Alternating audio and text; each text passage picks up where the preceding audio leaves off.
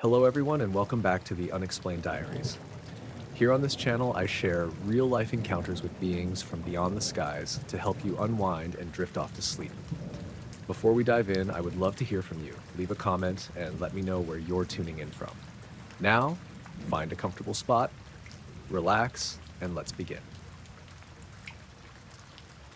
I saw the shadow at 2:36 in the afternoon, which was the worst possible time to see something like that because there was nowhere for it to hide.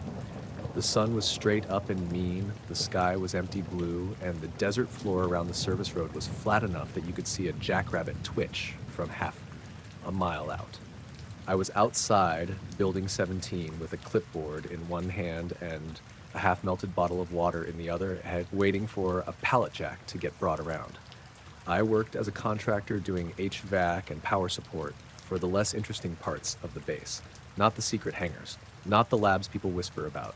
Mostly trailers, equipment sheds, old offices, and the ugly beige buildings that kept everyone else comfortable enough to do their jobs. That day, we were replacing a bank of condenser units on the south service side. It was hot enough that the metal railings burned your palm if you forgot your gloves.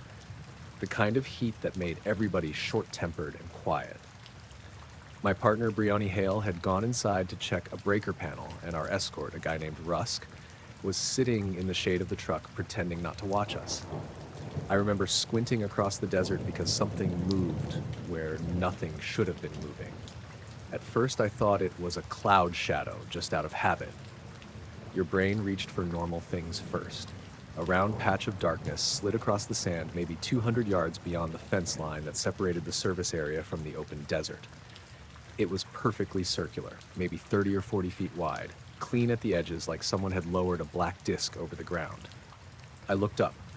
There were no clouds, no plane, no helicopter, no balloon, not even a bird. The sky was empty. I looked back down, expecting the shadow to be gone, but it was still there, moving steadily west to east across the scrub. It passed over sagebrush and low rocks without changing shape. The brush inside it darkened, then brightened again as the shadow moved on. It didn't stretch or warp with the uneven ground. It stayed round. I didn't say anything at first. I just watched it because I was waiting for the explanation to arrive. Heat shimmer. Dust devil. Something overhead too high to see. But the air was still. No swirling sand. No sound. Just that round darkness crawling across the desert like it had a destination. Rusk noticed me staring. "What?" he said. I pointed with the water bottle. "You see that?" He looked. His face didn't change, but he sat up straighter. The shadow crossed a bare strip of pale sand, and there was no mistaking it there. A perfect circle, moving at walking speed or a little faster. It was darker in the center and softer near the edge, but still too neat. Russ got out of the truck slowly. "Where's Brianni?" "Inside." "Get her." I didn't move. "What is that?" He didn't answer. The shadow kept going. It passed over a line of old tire tracks and then over a cluster of dry rabbit brush. For a second, when it touched the brush, every branch inside the circle seemed to lean straight down, like pressure pushed on it from above. Then the brush popped back upright when the shadow left. That was when my skin tightened along my arms. I opened the building door and called, "Brianni, come out here." She answered from inside, "Breaker's mislabeled. Give me a second."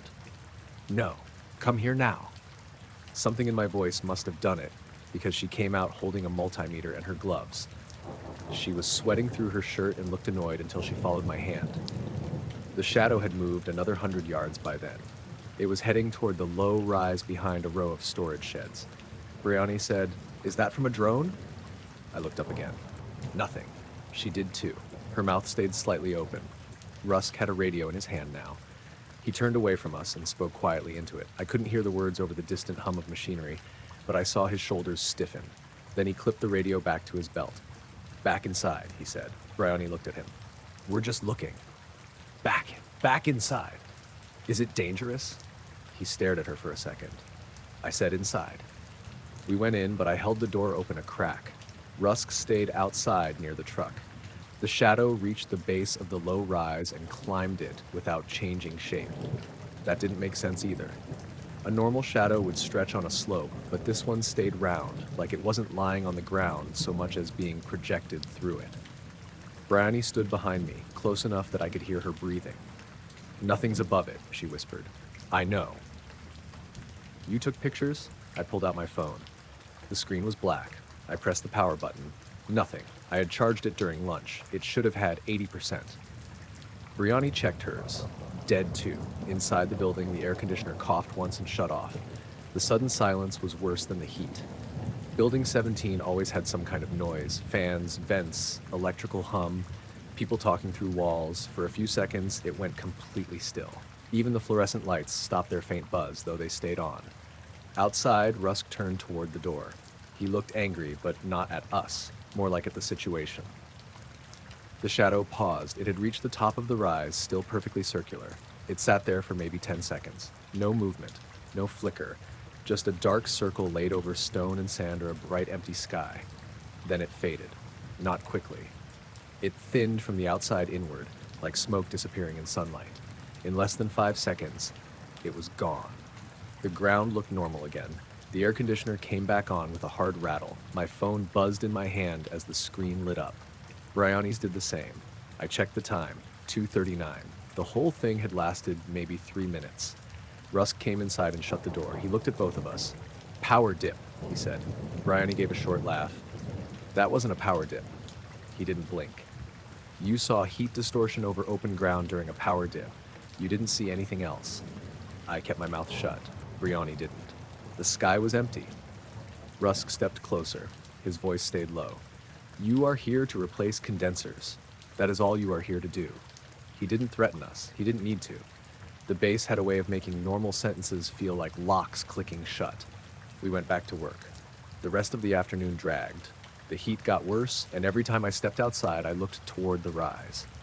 Nothing moved out there. No trucks drove to inspect it. No helicopter came over. If anybody else had seen the shadow, they didn't act like it. But small things kept happening. One of the new condenser units wouldn't start, even though Bryony had wired it correctly.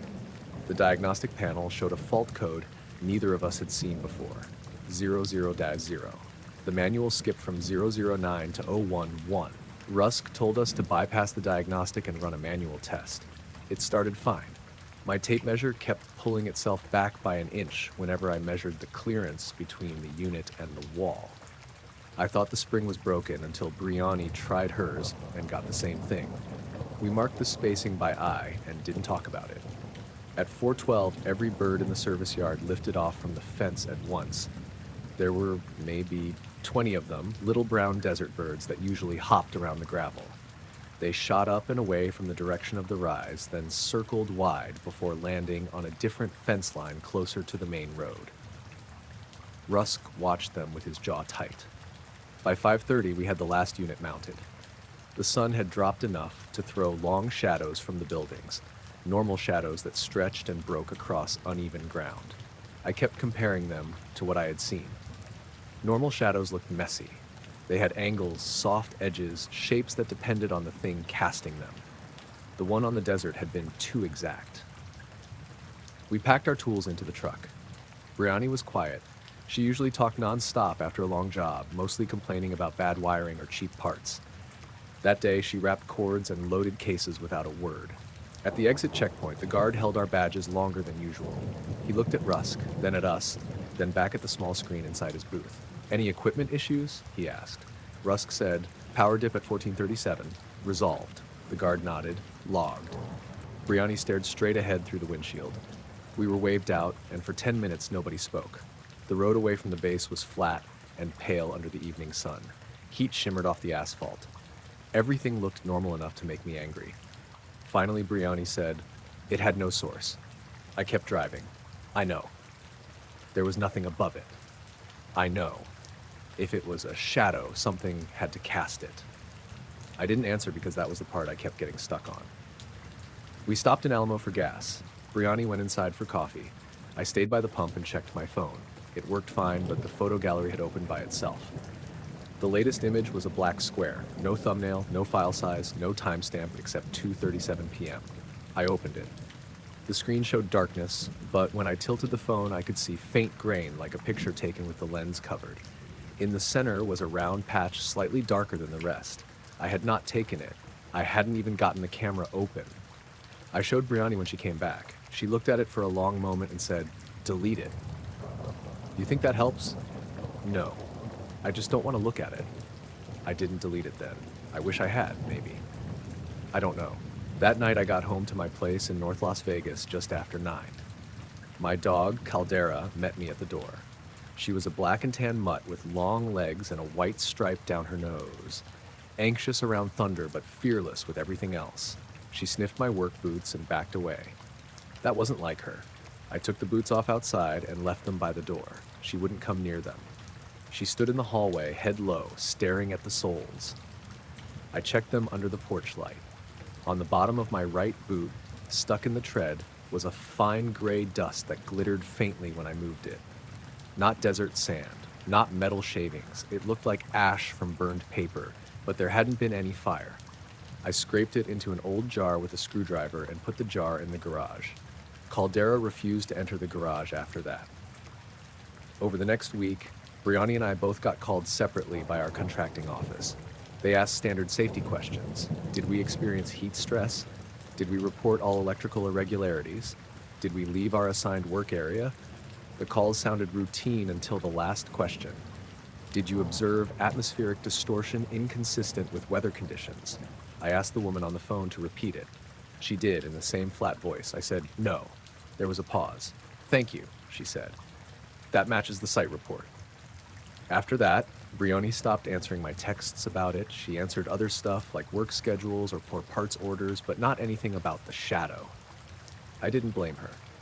2 weeks later, I drove past the service road on a different job, not inside the base this time, just nearby. It was late afternoon again, clear sky, no clouds. I pulled over near a cattle guard where I could see the same low rise far in the distance. For 10 minutes, nothing happened. Then Caldera, riding in the passenger seat, stood up and pressed her nose to the glass.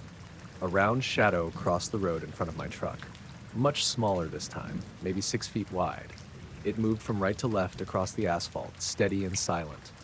I looked up through the windshield so fast my neck hurt. Empty sky. The shadow reached the shoulder, slid over the gravel, and faded into the scrub. Caldera didn't bark. She just watched it go, her ears pinned flat. I put the truck in drive and went home. When I pulled into my driveway, the jar in the garage had tipped over on the shelf. The lid was still screwed on tight, but gray dust had leaked out somehow and settled on the concrete in a nearly perfect circle. I was parked outside the back gate at 3:18 in the morning with my engine off, waiting for somebody inside to decide whether my delivery was late or early. That was how it worked out there. You drove through miles of nothing, stopped where they told you, handed over paperwork, and then sat in your cab until someone with a badge and no expression waved you forward. The load was boring.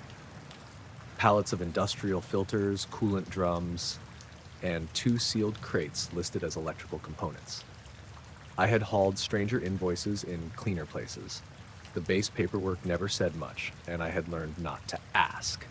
I was a civilian driver out of Las Vegas, contracted through a logistics outfit that liked to act like we were moving gold instead of parts. It was late August, one of those Nevada nights that stayed warm even after midnight. The asphalt still held heat from the day, and the air smelled like dust, diesel, and creosote. My truck's headlights were pointed at the gate road, catching every bug that drifted into the beam. Moths, little beetles, those tiny flying things that look like ash until they hit the glass. The crickets were loud in the scrub on both sides of the road, that steady, dry scraping sound that usually made the waiting easier.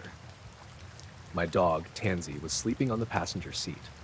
She was a brown and white terrier mix I'd picked up outside Tonopah 2 years before. Smart dog, nervous around men in uniforms, but fine with trucks. She had one ear that stood up and one that folded over, like someone forgot to finish it. I had been sitting there maybe 40 minutes. The guard shack was lit, but nobody came out. A white pickup had rolled past earlier without stopping, and after that, nothing moved except insects in the headlights. I remember rubbing my eyes and checking the clipboard again. Delivery window was 0300 to 400. I wasn't wrong. I wasn't early. I was exactly where they wanted me. Then the bugs stopped hitting the windshield. It was such a small thing that it took me a few seconds to notice. The crickets went quiet first, not fading out like they sometimes do when a vehicle passes. They all stopped at the same time, like someone had cut the sound. The moths around my headlights scattered or vanished. The buzzing near the mirrors died. The silence had weight. I sat up, one hand still on the clipboard. Tansy lifted her head without making a sound. Her eyes were wide and fixed on the dark beyond the gate. I rolled down my window an inch. Nothing. No crickets. No wind. No generator hum from the shack. Even my truck seemed too quiet, like the engine heat had stopped ticking in the metal. I could hear my own breathing and the soft click of Tansy's nails as she stood on the seat. I looked toward the guard shack. The light inside was on, but I couldn't see anyone through the tinted window. The gate arm stayed down. Beyond it, the road curved toward the base, disappearing between low berms and utility poles. Farther back, miles away, or maybe less, the dark, blocky shapes of hangars sat against the sky. That was when I saw the light. It was behind the distant hangars, low and faint, moving left to right. Not a searchlight. It didn't throw a beam. It didn't light the ground or the buildings the way a vehicle headlamp would. It was more like a small pale dot moving through the air, but not high enough to be an aircraft. It slid behind one hangar, disappeared, then reappeared beyond the next gap, still moving at the same slow speed. I leaned closer to the windshield. The light was dull white, almost gray. It didn't blink. It didn't flare. It just moved. Tansy made a tight little whine. I whispered, "Easy." She backed away from the windshield and pressed herself against the passenger door. Her tail was tucked hard under her. The quiet continued. It had to be close to a minute by then, though it felt longer. I checked my phone out of habit. No signal, which was normal out there. The time read 3:19. Then the screen flickered and dimmed, even though it had more than half battery. I tapped it. Nothing happened for a second. Then it woke up like normal. The light behind the hangars stopped. I held my breath. It hung in place, still without casting any beam. I could see the edge of a hangar in silhouette, but the light didn't brighten it. That was the part I couldn't make sense of. A light that bright enough to be seen from the gate should have reflected off something. The metal walls, the ground, dust in the air, anything. But the area around it stayed dark. I thought maybe it was farther away, maybe a star or planet being framed by the buildings as I sat at a weird angle. But then it moved again, slowly upward this time, no more than the height of the hangar roof. It paused there. The radio mounted under my dash clicked. Not my CB. That was off. This was the little base-issued receiver they gave drivers near the gate, the one that only worked when they wanted it to. The speaker popped once, then hissed. A voice came through, low and calm. "Driver at gate 4, remain in your vehicle." I grabbed the mic. "Copy. I'm in the vehicle." No response. I watched the guard shack again. Still no movement. The light behind the hangars drifted back down, then sideways. Its motion was too smooth. That was the only way I could describe it. Not fast, not dramatic. Just steady in a way that didn't match a person carrying a lamp or a vehicle driving over uneven ground. It floated through the gaps like it knew exactly where every wall ended. Tansy growled then, but it was weak and uncertain. I had heard her growl at coyotes, at drunks near gas stations, at other dogs through chain link. This wasn't that. This sounded like she wanted to warn me, but didn't want whatever it was to hear. The silence broke all at once with one cricket. Just one. A single scrape in the brush to my left. Then another answered on the right. Then a few more. The sound returned in layers, slow and uneven, until the desert was normal again. The moths came back to the headlights, circling and tapping the glass. Somewhere inside the shack, a generator kicked on with a low cough. The light behind the hangars was gone. The whole silence had lasted about 2 minutes. I know because I checked the dash clock as soon as I could make myself move. 3:21. I sat there with both hands on the wheel, though the engine was still off. A guard stepped out of the shack a minute later. He was a younger guy, maybe late 20s, with a rifle slung low and a face that looked more tired than alert. He walked to my driver window and held up one hand. I rolled it halfway down. "You got a delivery for maintenance stores?" he asked. His voice sounded normal, too normal. "Yeah," I said. "Been waiting." He looked at my windshield, then at the road behind me. "Any issues with your vehicle?" "No." "Radio working?" It came on. His eyes shifted back to mine. "What did it say?" I paused a second too long. "Told me to stay in the truck." He nodded like that was expected. Good. I wanted to ask if he had seen the light. I almost did. But there was something in his face that stopped me. Not a threat exactly. More like he was hoping I wouldn't make him answer. He took my paperwork and went back into the shack. Tansy stayed pressed against the passenger door. When the gate arm finally lifted, I started the truck and rolled forward. The road past the gate was narrow and clean, with reflectors along both sides. The hangars sat far ahead, flat black shapes against the first hint of dawn. Everything looked still. A different truck led me in, no markings except a small amber light on the roof. The driver never spoke. He just kept a steady speed and took me to a loading bay on the side of a long tan building. Two men unloaded the pallets with a forklift. Neither of them said more than "morning" and "sign here." While they worked, I kept glancing toward the hangars. No light, no movement, nothing strange. That should have made me feel better, but it didn't. The place had that feeling after a loud argument when everyone pretended nothing happened. Quiet, but not peaceful. One of the forklift guys dropped a pallet jack handle, and the clang made Tansy bark inside the cab. Both men turned toward her at the same time. Then one of them looked at me. "Dog hear something earlier?" he asked. I looked down at the invoice. "She hears everything." He didn't smile. "Yeah." They finished unloading at 4:12. I know because my dash clock had started acting wrong. It jumped from 3:48 to 4:12 while I was watching the forklifts. I thought maybe I'd zoned out, but my coffee was still hot in the cup holder, and the unloading didn't feel like it had taken that long. I asked one of the men the time. He said 4:12 without checking his watch. I nodded, signed the last line, and got back in the cab. The escort truck took me out a different way, not past the same hangars. As we approached the gate, I noticed the insects were loud again. Too loud, almost. Crickets in every patch of scrub. Tansy lifted her head and looked out the window, but she didn't growl. At the shack, the young guard returned my copy of the paperwork. He leaned close enough that I could smell mint gum. "Long drive back," he said. "Yeah. Pull over if you feel tired before Alamo." It was a normal thing to say, but the way he said it made my hands tighten on the wheel. "Why?" He looked toward the dark road outside the gate. "People get turned around out here." "I know the route. I'm sure you do." The gate opened. I drove out slowly, expecting something to happen once I passed the boundary. Nothing did. The road was empty, my headlights full of bugs, the crickets screaming in the brush.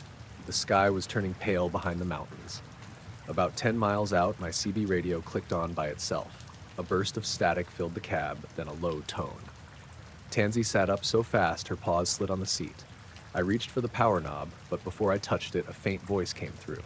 Not clear. Not words exactly. More like someone whispering too far from the microphone. It rose and fell for 3 seconds, then stopped. The CB shut off. I pulled onto the shoulder. The desert around me was empty. No headlights behind me, no aircraft overhead, no white trucks on ridges. The road stretched ahead in the growing light. I checked my phone. Full battery. No signal. The time read 4:13. That couldn't be right. I had left the gate at 4:15, according to the guard shack clock. I had driven at least 10 miles. I restarted the truck, even though the engine was already running fine, just to do something normal. Tansy kept staring at the passenger side mirror. I looked too. For a second, in the mirror, I saw a pale dot behind me, low over the road. It didn't cast a beam. It just sat there in the gray morning, distant and faint. Then, a truck passed in the opposite lane, headlights bright, and the dot was gone. I made it to Alamo and stopped at a diner when it opened. Tansy wouldn't get out at first. I had to coax her with a piece of jerky. Inside, the waitress asked if I wanted coffee, and I said yes, even though my hands were shaking too much to hold the mug steady. I checked my dash cam footage in the parking lot before driving home. The camera had recorded the gate, the shack, the bugs in the headlights. At 3:19, the audio went dead. The video kept running, but every frame during those 2 minutes looked darker than it should have, as if the headlights had dimmed. I could see my hands on the wheel. I could see Tansy standing on the seat. In the far distance where the hangar should have been, there was only a gray smear. At 3:21, the crickets returned on the audio all at once. The camera never showed the light. I drove back to Vegas in full daylight with the radio off. Tansy slept with her head on my thigh, waking every so often to stare at the passenger mirror. That night, after I got home, I parked the truck in the side lot behind my apartment. I left the dash cam on the kitchen table and took Tansy out before bed. The city was noisy like always. Traffic, air conditioners, someone laughing on a balcony. Tansy stopped near a patch of weeds by the fence. All the crickets around us went quiet. I stood there under the parking lot lamp with the leash wrapped around my hand, waiting. Tansy didn't bark. She just stared east, past the apartments, past the city lights, toward miles of desert I couldn't see from there. After about 2 minutes, one cricket started again, then the others followed. We hit the dead spot at 6:42 in the morning, right where Groom Road dipped between two low ridges and the pavement turned rough for about 50 yards. I knew the time because I had just looked at the clock on the dash and complained that we were already behind schedule. The sun had barely cleared the mountains, and the whole desert had that washed-out gray look it gets before the heat starts cooking everything. I was riding shotgun in the county survey truck with my coworker, Niall Ortega, driving. Behind us were 2 more trucks with the rest of the crew. Petra, Hamish, Kellen, and old Don Wexler, who had been doing wing land work in Nevada longer than I'd been alive. We were mapping a strip of private land outside the restricted zone. Nothing dramatic. Some old boundary disputes, a fence line that didn't match the deed, and a property owner who wanted everything documented before selling. We weren't base people. We weren't sneaking around. We had permission to be where we were, and we stayed clear of the signs everyone knows not to cross. Still, being that close to the perimeter made everyone act a little different. People joked too loudly. Nobody wandered off alone. Every time a white truck appeared on a distant ridge, the whole crew got quiet. The first weird thing was small enough that we almost missed it.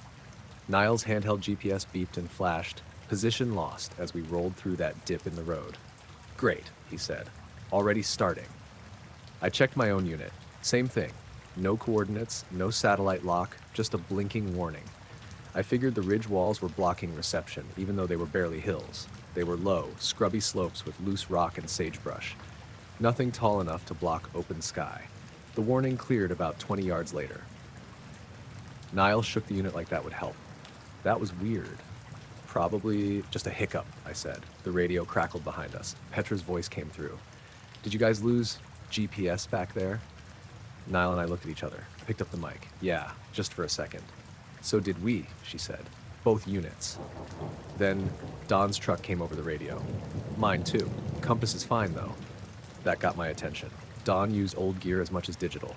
He had a paper map folded on the seat like a Silva compass on a lanyard, and one of those old metal rangefinders that looked like it belonged in a museum. If Don said the compass was fine, it was fine. We pulled over at the first flat spot after the dip. The road was empty in both directions. The restricted boundary was still a few miles away, out past a line of low desert hills. There were no towers visible from that angle, no patrols, no aircraft. Everyone got out and compared devices. 6 GPS units, 2 phones, and the truck navigation system had all dropped position at the same point. It had only lasted 4 or 5 seconds, but all of them recorded the same blank patch in the track log. Kellen laughed and said, "Maybe the aliens don't like surveyors." Nobody laughed much. Don unfolded his paper map across the hood of my truck. "Road's where it ought to be," he said. "No issue on paper." Petra held up her compass. "Needle's steady." Niall looked back toward the dip. "So why did the satellites disappear?" Nobody answered. We had work to do, so we kept moving. The morning warmed up fast. By 8, the haze was gone and the sky turned hard blue. We set control points along the fence line of the private parcel, drove metal stakes into dry ground, and logged coordinates. Everything worked normally. The GPS units behaved perfectly once we were away from that spot. I tried to forget about it, but I kept glancing toward the road. Around 10, while I was setting the tripod near a wash, I heard a low tone under the wind. It was almost too low to call a sound, more like pressure in my ears. I thought it was one of the trucks idling, but all 3 were off. Petra heard it too. She stopped mid-sentence and looked toward the hills. "You hear that?"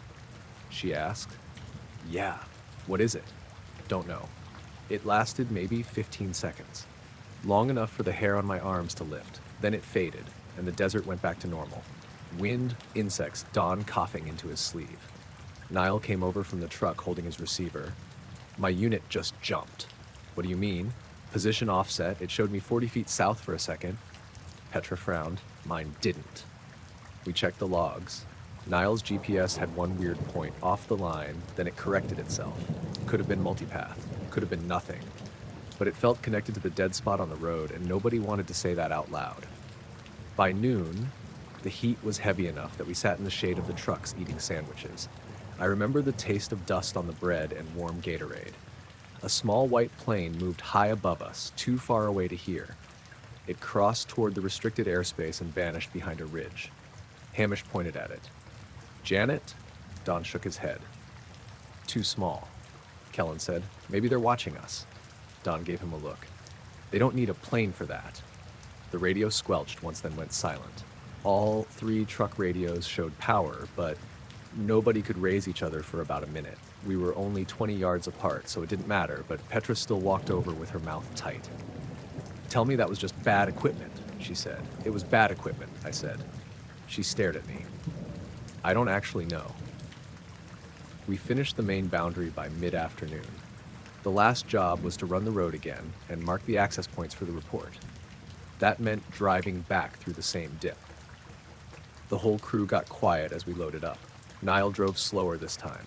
I had 3 devices on my lap, my GPS receiver, my phone, and a small logger we used as backup. I started recording video too, just pointed at the screens. The road curved down between those low ridges. The shadows were shorter now, the rocks brighter in the sun. At the exact same spot, every GPS unit dropped. Not near the spot, not roughly there. The exact spot. My receiver beeped. Niall's unit beeped. The truck nav froze. Over the radio, Petra cursed, and behind her Don said, again. I looked up through the windshield. For a second, the road ahead looked wrong. It's hard to explain without making it sound bigger than it was. There wasn't a light in the sky, no craft, no figure standing in the road. It was just that the air over the asphalt seemed folded, like heat shimmer but sharper, more vertical. The yellow center line wavered and split, then snapped back together. The ridge on the left looked closer than it should have been. The right shoulder seemed to lean inward. Niall slowed almost to a stop. Keep going, I said, though I wasn't sure why. He rolled forward. The devices came back all at once. Coordinates filled the screens. The road looked normal again. We pulled over maybe 50 yards past the dip. Petra's truck stopped behind us, then Don's. Nobody got out right away. Finally, Don opened his door and stood in the dust with his compass in hand. He walked back toward the dip, slow and careful. I followed him, because I didn't want him going alone. The air felt cooler near the spot. Not cold exactly, just wrong for the time of day. The sun was bright, and the road should have been radiating heat, but when I held my palm over the asphalt, it felt almost neutral. Don set his compass on the road. The needle pointed north and stayed there. He stepped over the center line. Nothing magnetic. I held my GPS unit in front of me. Signal was strong. Niall called from the truck. Anything? No, Don said. Not now. Petra walked up beside me. That shimmer you saw? I turned to her. You saw it too? She nodded once. Thought my eyes were dry. We spread out and checked the shoulders. No cables, no metal plates, no buried markers we could see. Just cracked asphalt, sand, rabbit brush, beer cans, and tire tracks. The place looked painfully ordinary. That should have made me feel better. It didn't. We marked the point in the field notebook as intermittent GPS loss, possible interference. Don insisted we write it down plain. He said if it happened twice, it belonged in the notes. Then we drove the rest of the route and finished the job. Nothing else happened until we headed back out an hour later. By then, the sky had started to go orange. Wind dragged dust across the pavement in thin sheets. I expected the dead spot again. We all did. Niall slowed before the dip without being told. I had the devices ready. This time, nothing happened. Full satellite lock, clean coordinates, no frozen nav, no radio static. The road looked like a road. The air looked like air. Niall drove through, then looked at me. Are you kidding me? I checked the logger. Perfect track. No drop. Petra came over the radio. We got nothing. You? Nothing, I said. Don's voice followed. Same here. We drove back through twice more. Once northbound, once southbound. Still nothing. The problem was gone. The sun was lower the last time we passed. The ridges threw long shadows across the road, and for a moment I saw something pale in the brush on the left shoulder. I thought it was a piece of plastic caught on sage. Then it turned slightly, like it had depth. I blinked, and it was only a sun-bleached rock. I didn't mention it. I was tired of sounding nervous. We got back to the motel in Alamo after dark. The place had buzzing lights, vending machines, and thin walls. I uploaded the day's data onto my laptop while Niall showered. The files showed the same thing we'd seen in the field. 2 clean dropouts at the exact same road coordinate, one in the morning and one mid-afternoon. The third pass was normal. The fourth and fifth were normal. The strange part was the shape of the missing section. Usually when GPS drops, the track line jumps or drifts. This just stopped and restarted, leaving a clean gap like someone had cut out a few seconds with scissors. Petra knocked on our door around 9 with her laptop under one arm. Her files matched ours. Don came a minute later with his paper notebook and a cup of gas station coffee. Compasses never moved, he said. Could still be jamming, Niall said. Don looked at him. Jamming doesn't usually turn itself off because you came back later. Maybe the source moved.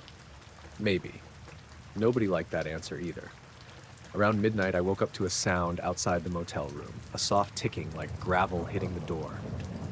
I got up without turning on the light and looked through the peephole. The parking lot was empty except for our trucks. The sodium lamps buzzed, dust moved along the curb. I stood there for a while, waiting. Then the GPS receiver on the desk beeped. I turned around slowly. The unit was off. I knew it was off because I'd shut it down to save the battery. But the screen was lit, showing no map, just coordinates. The numbers were changing fast, cycling through positions that made no sense. North, west, elevation, then blank. It beeped again and shut itself off. Niall mumbled from the other bed.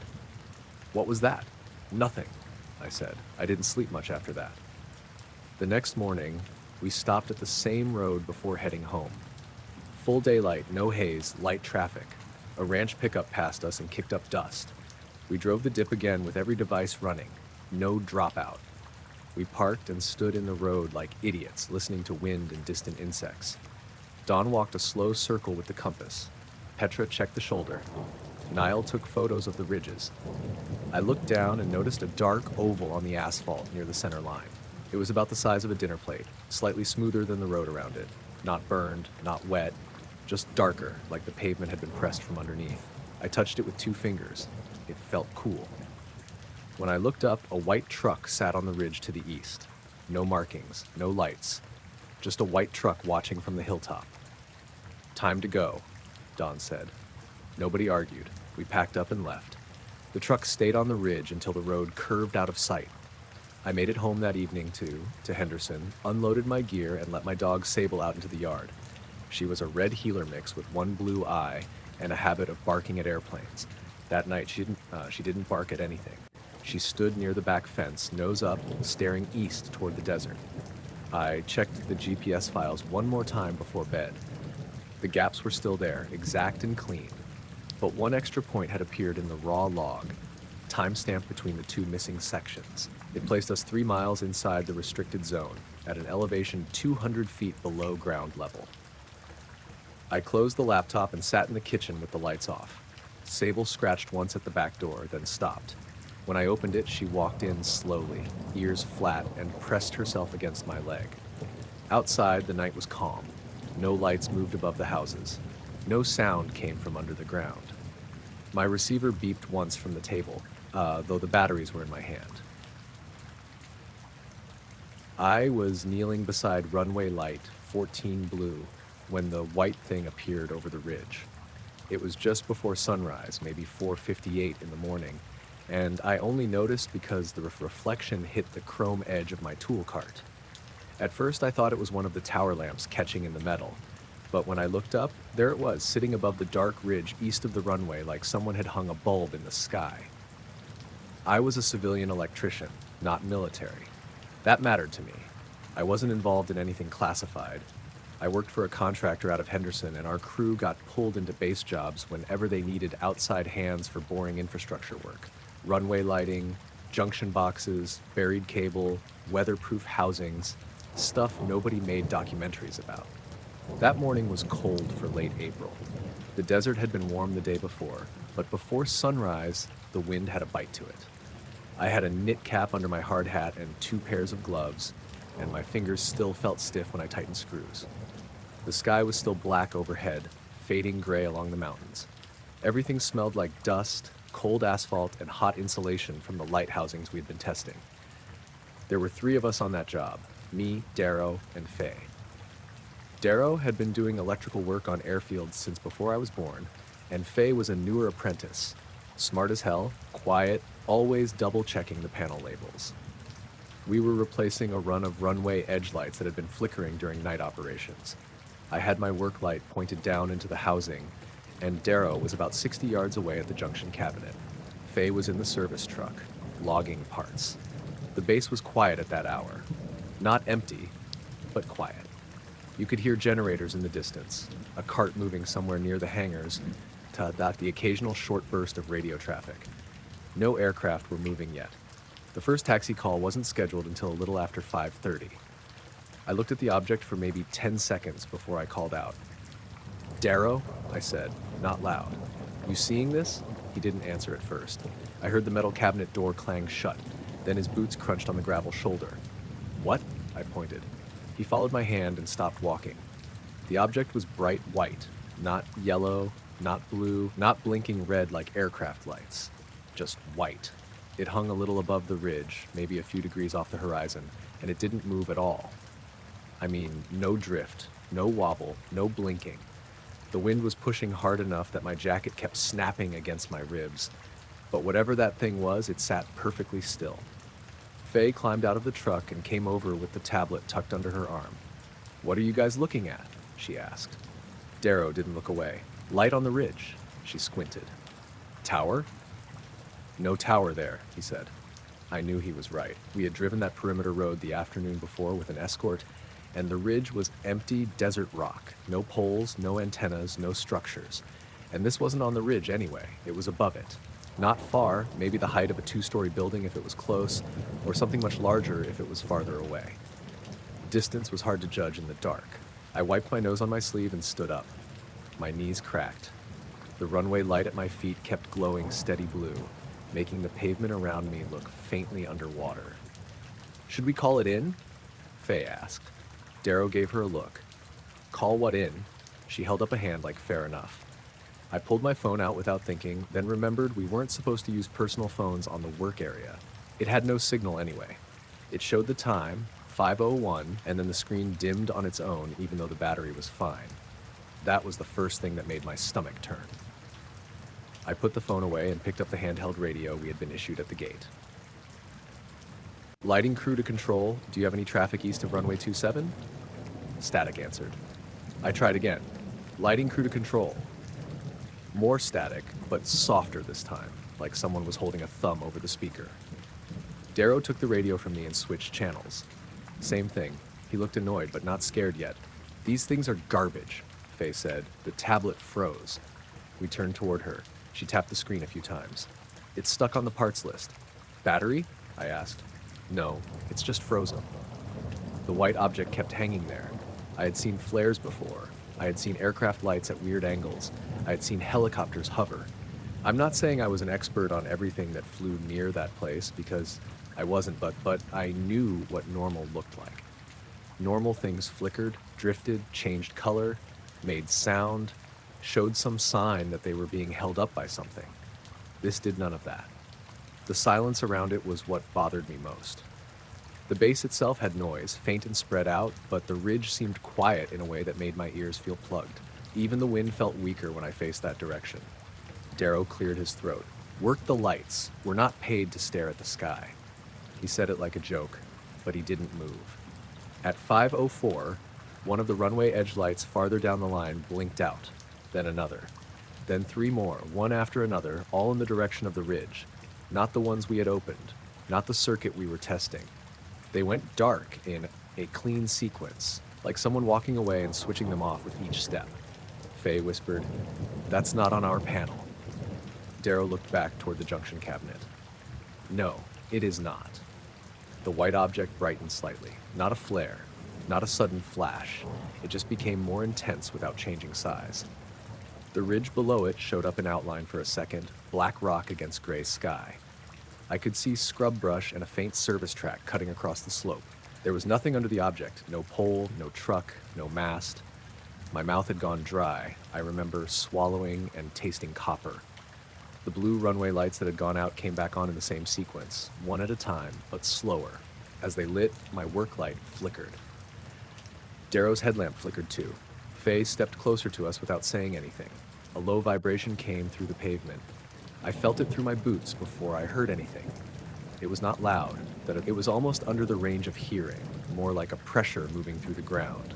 The light housing beside my knee buzzed faintly. My screwdriver rolled off the edge of the concrete pad and clinked onto the asphalt. Darrow bent down and touched the ground with 2 fingers. He stood back up fast. "What?" I asked. "It's cold." I crouched and put my palm flat against the pavement. He was right. The asphalt around the light should have held some warmth from the previous day, even at that hour. Instead, it felt cool, almost damp, though there wasn't a bit of moisture on it. Faye said, "It's moving." I looked up. For a second, I thought she was right. The object seemed to shift left, then right, but the more I stared, the more I realized it hadn't moved.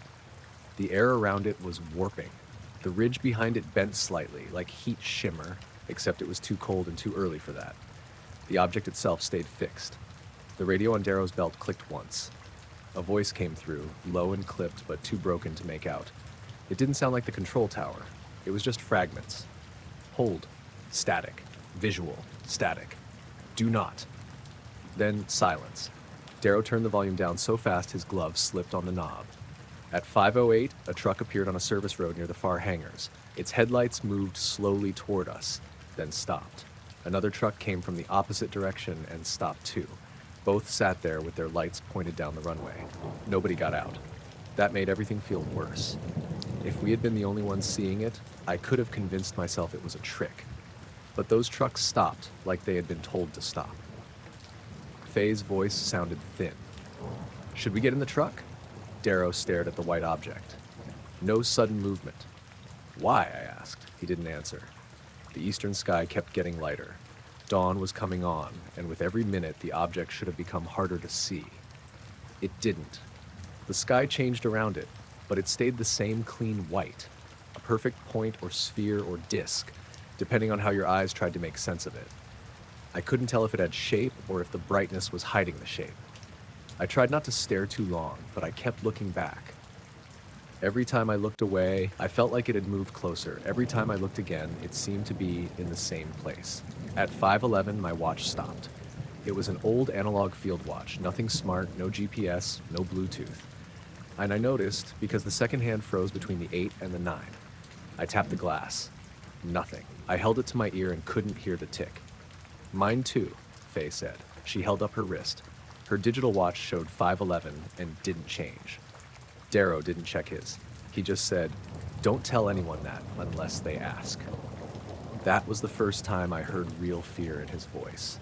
The object remained there for what felt like much longer than 15 minutes, but later, going by the truck clock and the work order log, it had been about 14 and a half. During that time, none of us worked. We just stood between open light housings while the wind dragged dust across the runway and the sky brightened behind the mountains. Once, I thought I saw something under the object. A thin vertical line dropping toward the ridge, like a strand of light or a reflection. It appeared for maybe 2 seconds and vanished. I blinked hard. My eyes watered from the cold wind. Faye saw me react. "What?" "Nothing." "You saw something." "I don't know what I saw." Darrow muttered, "That's the safest answer." At 5:16, the object dimmed. Again, not like a bulb switching off. It faded by degrees, white to pale gray to almost nothing. For a moment, it was still visible only because it blocked the sky behind it, a small, clean absence above the ridge. Then it was gone. The vibrations stopped at the same time. Sound rushed back in slowly. I heard the wind first, then the far generator hum, then a cart beeping in reverse somewhere behind us. The radios crackled alive. Faye's tablet unfroze and made 3 notification sounds in a row. My watch started ticking again. That it still showed 5:11. Darrow looked at it and said, "Put it away." The 2 trucks near the hangars started moving at the exact same time as if released. One turned away from us. The other drove down the edge of the runway, slow and steady, and stopped about 20 yards from our work area. A man got out wearing a plain dark jacket and no visible rank. He walked over with his hands at his sides. "You three had a power irregularity," he said. Nobody responded. He looked at Darrow. "You had a power irregularity. It interrupted your work for several minutes. You resumed after confirming safe conditions." Darrow nodded once. "Understood." The man looked at me and Faye. His face wasn't threatening. That almost made it worse. He seemed tired, like he had done this before and didn't enjoy it. "You didn't see aircraft," he said. "You didn't see a flare. You didn't see anything that needs to be included in your contractor report. The runway lights glitched. That's all." Faye opened her mouth, then closed it. The man walked over to the open housing near my knees and looked down. "Finish the replacement. Aircraft are taxiing in 9 minutes." He got back into the truck and left. We worked fast after that. Nobody talked except to call out parts. My hands shook badly enough that I dropped 2 screws inside the housing and had to fish them out with a magnet. The first aircraft started taxiing at 5:29, black shape against the gray morning, running lights blinking normally. By then the ridge was empty and ordinary. When our shift ended, we drove out through the gate in silence. At the checkpoint, the guard looked through our paperwork longer than usual. He glanced at me once, then at the truck bed, then waved us through. I slept badly that night in the motel in Alamo. I kept dreaming of a white dot over a black ridge, nay, not moving, not blinking, just waiting for enough light to disappear. Around 3 a.m., I woke up because my phone screen had turned on by itself on the nightstand. The clock read 5:11. It was actually 3:03. I checked the wall clock. I checked Faye's text from earlier. I checked the motel microwave. All normal except my phone. Then the screen flickered, corrected itself, and went dark. The next morning, Darrow bought coffee for all 3 of us and said nothing about it. Faye looked like she wanted to ask me something, but she didn't. A week later, I was cleaning my tools in my garage, back in Henderson. My dog, Marnie, a little brown cattle dog mix with one floppy ear, sat by the open door watching the street. I pulled the screwdriver from my kit, the one that had rolled off the pad during the vibration. The tip was discolored, not burned, not rusted. It had a white film on it, thin and chalky, only on one side. I wiped it with a rag. The rag came away clean, but the film stayed. Marnie sniffed it once and backed up until she bumped into the workbench. I put the screwdriver in the bottom drawer and shut it. Outside, the evening sky over the roofs looked normal. Planes moved toward the airport with blinking lights and regular paths. Marnie stayed by my ankle, staring east, ears pinned flat, until the sun went down. I was under a tug cart changing a cracked hydraulic line when I heard the first step on the roof. It was a clear sound, not a pop from cooling metal or a bird landing. It was a footstep, slow, heavy enough to flex the sheet metal overhead. I stopped moving and held the wrench still against the fitting.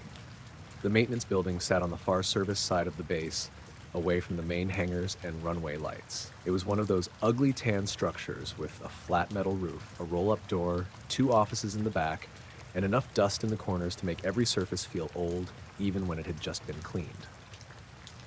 We used it for ground equipment, tow bars, fuel carts, generators, light towers, air start units, all the boring machinery that kept the impressive stuff moving. I wasn't military. I was a contractor mechanic. My badge got me through 2 gates and into buildings that smelled like grease and burnt coffee, not into anything interesting. Most of my nights were spent replacing filters, chasing electrical shorts, and signing forms in triplicate. That shift started around 8 p.m. in early February. Cold desert night, windy too. The kind of cold that made the floor pull heat through your boots.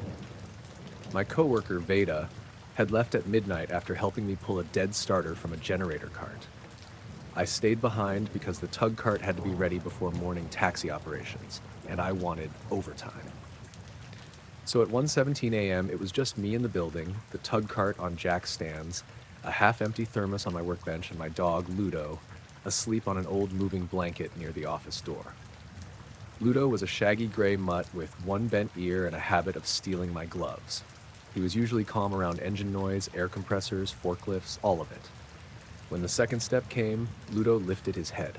The sound moved from the east side of the roof toward the middle. Clank. Pause. Clank. Not fast, not random, like someone walking carefully across panels. I slid out from under the tug and sat up. The fluorescent lights buzzed overhead. The roll-up door was shut. The side door was locked from the inside. I could see the deadbolt from where I sat. Veda? I called even though I knew she had already gone. Nothing answered. Another step. Farther along the roof now, above the tool cage. Ludo stood up slowly, his fur lifted along his spine. Not much. Just enough that I noticed. He didn't bark. That bothered me more than if he had. I wiped my hands on a rag and grabbed the radio from my belt. Maintenance 6 to security. Anyone working the roof on building 9? The radio crackled. A little hiss, then nothing. I tried again. Maintenance 6, radio check. A voice came back, but it was broken and distant. Stand by. Then static. I stared up at the ceiling. The footsteps kept going, slow and steady, from one end of the building to the other. They didn't speed up when I spoke. They didn't stop when I made noise. They just crossed the roof as if I wasn't there. The building had roof access on the outside. A narrow ladder bolted to the west wall. The roof was coated with beige dust from months of wind. If someone was up there, I'd see tracks. There was no reason anyone should have been walking around up there at 1 in the morning. I told myself it was a guard. Maybe some new inspection. Maybe communications were down. Maybe a bird, though no bird I knew weighed that much and walked like a person. The footsteps reached the far west side. Clank, pause, clank, then they stopped. The silence after was too complete. The air compressor in the corner should have clicked on every few minutes, but it didn't. The old refrigerator in the office wasn't humming either. Even the lights seemed quieter, like their buzz had dropped under the range of hearing. Ludo whined once and backed up until his rear hit the office door. I grabbed my flashlight and a tire iron. I didn't take the gun from the lockbox because I didn't carry one on contract jobs, and honestly I didn't want to be the idiot mechanic waving a weapon at a bored security guy on a roof. The tire iron felt stupid, but it was something. I opened the side door and stepped outside. The cold hit my face hard. The desert wind was blowing dust low across the yard, but the roofline was still. The building threw a blocky shadow under the security lamps. Beyond the yard fence, the darkness stretched toward the low ridges and the parts of the base I never got close to. I walked around to the ladder with Ludo glued to my leg. He didn't want to be outside. His nails clicked on the concrete, and he kept looking up. No footprints around the ladder. That was the first problem. The ground there was soft dust over hardpack. My own boots left clear prints. Veda's prints from earlier were still there near the trash bin. Nobody had walked to the ladder after us. No fresh marks, no disturbed gravel. I shone the flashlight up the ladder. Nothing. I almost went back inside. I stood there with one hand on the bottom rung and talked myself through every normal reason not to climb. It was cold. It was late. Security could check it. I had a tug cart to fix, but the footsteps had sounded real, and I knew I wouldn't be able to keep working unless I looked. Stay, I told Ludo. He ignored me and paced below the ladder while I climbed.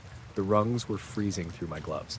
At the top, I eased my head above the roof edge, expecting to see someone crouched there, or a tool bag, or maybe a panel shifting in the wind. The roof was empty. Flat metal, dust, a few vent pipes, an HVAC box, and the long shadow of my flashlight. No person, no animal, no dropped equipment. I climbed fully onto the roof and crouched near the edge. The dust was smooth. That was the second problem. Not just no footprints.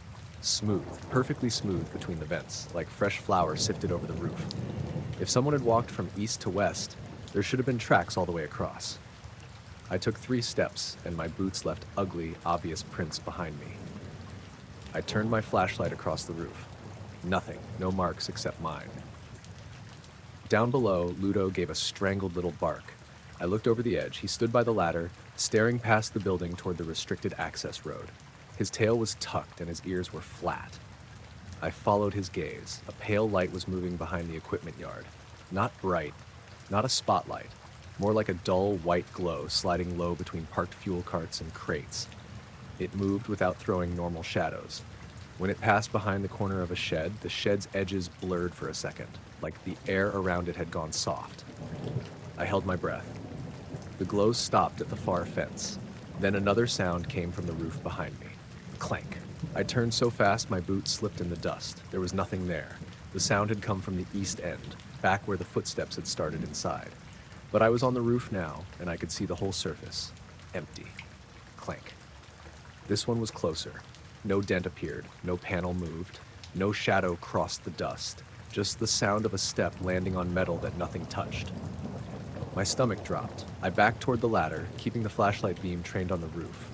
Ludo was whining below. The pale glow near the fence had gone still. Clank. I scrambled down the ladder too fast. Missing one rung and banging my knee, Ludo pressed against me as soon as I hit the ground. The glow was gone. I didn't wait. I got inside and slammed the door, throwing the deadbolt so hard it bounced. The building was still silent. Too silent. The fluorescent lights had stopped buzzing completely, but they were still on. I stood in the middle of the shop with the tire iron in one hand and the flashlight in the other, breathing like I'd been running. Then the footsteps started again. This time they were directly overhead. Slow, steady, from west to east, the exact opposite direction. Ludo bolted under the workbench. I followed him with my eyes, then looked up as each step crossed above me. I could track it through the ceiling panels. Clank, pause, clank, pause. No hurry, no concern. Like whatever was making the sound knew I could hear it and didn't care. I tried the radio again with my thumb shaking on the button. Maintenance 6 to anyone. I've got movement on Building 9 roof. Need security. Static. Then the same broken voice from earlier, clearer but still distorted. Do not look up. The radio went dead. I lowered it slowly. I know how that sounds. I know radios pick up fragments and repeat old transmissions. I know stress does things to the brain at night, but I heard the words. They weren't loud. They weren't theatrical. They sounded like a person speaking through water. Do not look up. So of course I looked up. The ceiling was normal. Metal beams, insulation, dust, cable runs. But between two rafters, near the old ventilation duct, something was wrong with the shadow. It had shape where it shouldn't. A vertical blur, almost like a person standing behind frosted glass, except it was above the ceiling line between the roof and the room in a space that didn't exist. The blur shifted, not moved exactly. Shifted, like the idea of a person turning its head. Ludo made a low, miserable sound under the bench. I backed toward the office. My heel kicked a socket and it skittered across the concrete. The blur vanished. The footsteps stopped. A second later, every light in the building went out. I stood in blackness. The only light came from the tiny green exit sign over the side door and the red charging light on a battery tender across the room. I could smell ozone, sharp and dry, mixed with hydraulic fluid. I reached under the bench and grabbed Ludo's collar. He came willingly, shaking so hard I could feel it in my hand. We moved toward the exit sign. I didn't run because my legs felt too stiff to do it right. Halfway there, the roll-up door rattled. Not from wind. It was locked from inside with a chain through the rail, and that chain lifted once, clinked, and fell back. I froze. Outside, something passed in front of the narrow window in the door. Not a person. A pale blankness slid across the glass from left to right, cutting off the faint yard light for 2 seconds.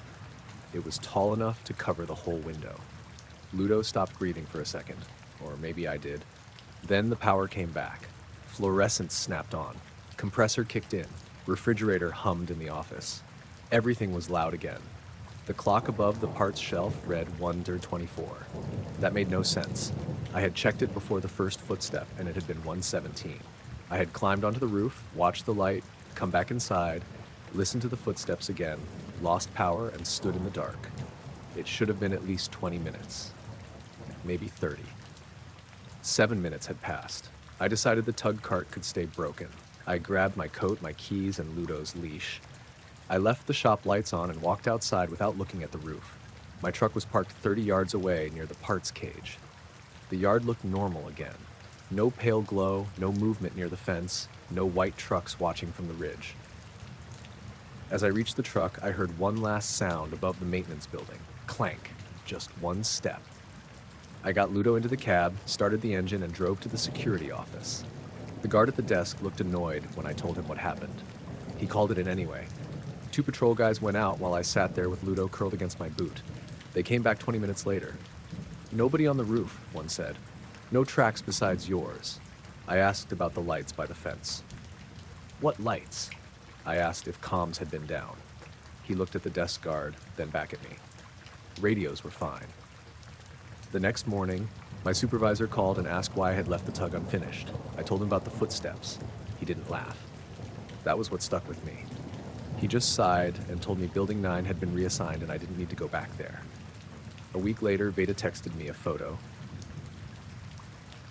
It showed the maintenance building from across the yard taken at dawn. The roof looked dusty and flat. Except near the east edge, in one clean line across the metal, were 6 dark spots spaced like footsteps. She sent one message after it. Thought you said there were no tracks. I stared at that photo in my kitchen while Ludo sat by the back door, watching the ceiling above me. I zoomed in until the image blurred, then locked my phone and set it face down on the table. Outside, the morning was clear. Traffic moved on the street. A neighbor's sprinkler ticked against the sidewalk. Ludo kept staring upward, ears low, waiting for the next step. I first heard the tools rattling from outside the hangar before I even unlocked the side door.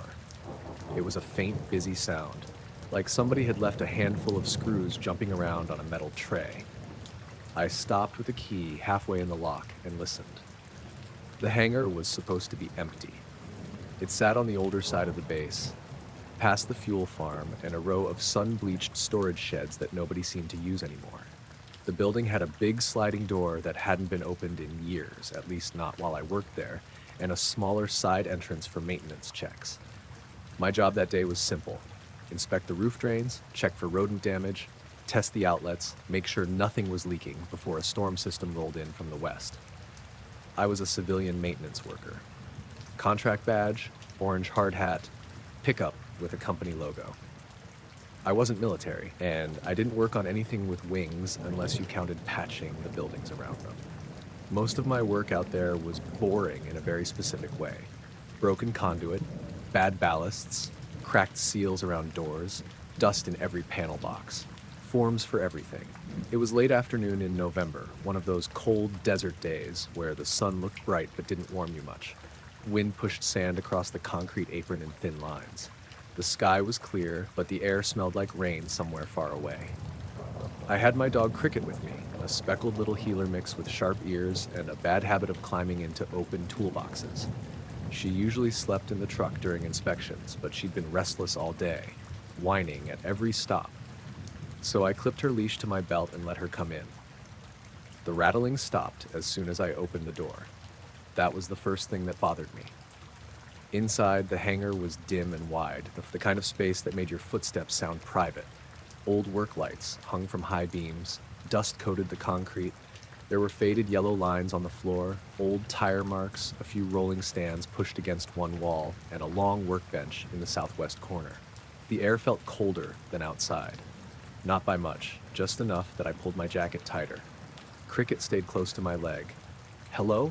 I called, mostly out of habit. My voice came back off the walls, flat and small. Nobody answered. I checked the sign-in sheet by the door. Mine was the first name in 2 months. The previous entry was from a fire system inspector named Lenora Pike. Before that, nobody since August. I didn't like that the hangar had made noise before I opened it, but I wrote my time down anyway, 4:12 p.m. I started with the outlets along the east wall, normal. Then the floor drain, dry. Then the lower conduit runs, dusty but fine. I kept expecting to hear the rattling again, but the place stayed quiet except for wind pushing against the big sliding door. By the time I reached the middle of the hangar, Cricket had stopped sniffing. She was staring toward the southwest corner. That was where the old workbench sat. It had a few tools scattered across it. 2 wrenches, a screwdriver, a pair of pliers, a small socket rail, and an old metal ruler. Nothing fancy. Base property, probably forgotten by some crew years before. They were all vibrating, not jumping, not sliding around, just lightly trembling against the bench surface, making that faint buzzing chatter I'd heard from outside. I stood still. The sound filled the corner and nowhere else. It wasn't loud, but in that empty hangar it felt focused, like a whisper pointed at me. The socket rail clicked against the bench in a quick, even rhythm. The metal ruler hummed so fast it looked blurry at one end. Cricket gave a soft growl. I took one step toward the bench. The vibrations stopped. Every tool went still at the same time. I stopped too. For a few seconds, there was only the wind and my own breathing. The tools lay there like ordinary tools. I looked up at the ceiling for a loose vent or a fan. Nothing moved. The hangar had no machinery running, no compressors, no HVAC units inside. The power panel was on the opposite wall, and I hadn't heard a transformer buzz. I took another step. Nothing. I walked all the way to the corner.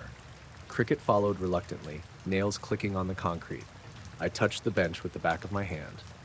Cold. I picked up the wrench. It felt normal, heavy, dusty, a little oily. I set it back down. Cricket sniffed under the bench, then jerked backward like something had snapped at her. There was nothing there, just a dark space. A few cobwebs and a forgotten cardboard box collapsed into itself. I crouched and aimed my flashlight underneath. Empty. I stood there for a minute, feeling stupid. I told myself the tools had been vibrating because of wind pressure through the building. Maybe, when I walked into the corner, my body blocked a draft. That sounded reasonable enough until I remembered the hangar door was sealed, and the side door was 50 yards away. I backed away from the corner. The tools started vibrating again, all at once. Cricket barked, one sharp, angry bark that bounced off the metal rafters. I froze about 8 feet from the bench. The wrench, screwdriver, pliers, sockets, ruler, all of them hummed against the workbench. The sound was steadier now, faster, almost like an electric toothbrush running under a towel. I stepped forward. They stopped. I stepped back. They started. I did it 3 more times because that's what people do when they're scared and trying not to admit it. Step in, silence. Step out, vibration. Step in, silence. Step out, vibration. The line was precise too, roughly where the painted floor stripe ended. It felt like crossing into a bubble I couldn't see. I pulled out my phone to record it. The moment I opened the camera, the screen froze. Not black, just frozen on my home screen. The clock stuck at 4:27. I pressed the side button. Nothing. Cricket whined and pulled hard on the leash. Okay, I said out loud like talking would make it normal. Okay, we're not doing this. I keyed my radio. Maintenance 3 to dispatch. Static. Maintenance 3. Radio check. A faint click came back, then something like breathing. Not a person breathing into a mic exactly. More like air passing through a long pipe. I lowered the radio. The tools kept vibrating. Then the metal ruler slid half an inch across the bench. I saw it happen. It didn't jump or fall because of the vibration. It moved smoothly, sideways, toward the corner wall. The pliers rotated a little, as if something had tugged them by one handle. Cricket started shaking. I wanted to leave then, but my inspection sheet was still on a clipboard near the center of the floor, and my keys were clipped to it because I'd set them down like an idiot. I wasn't leaving my keys inside an empty hangar on that base.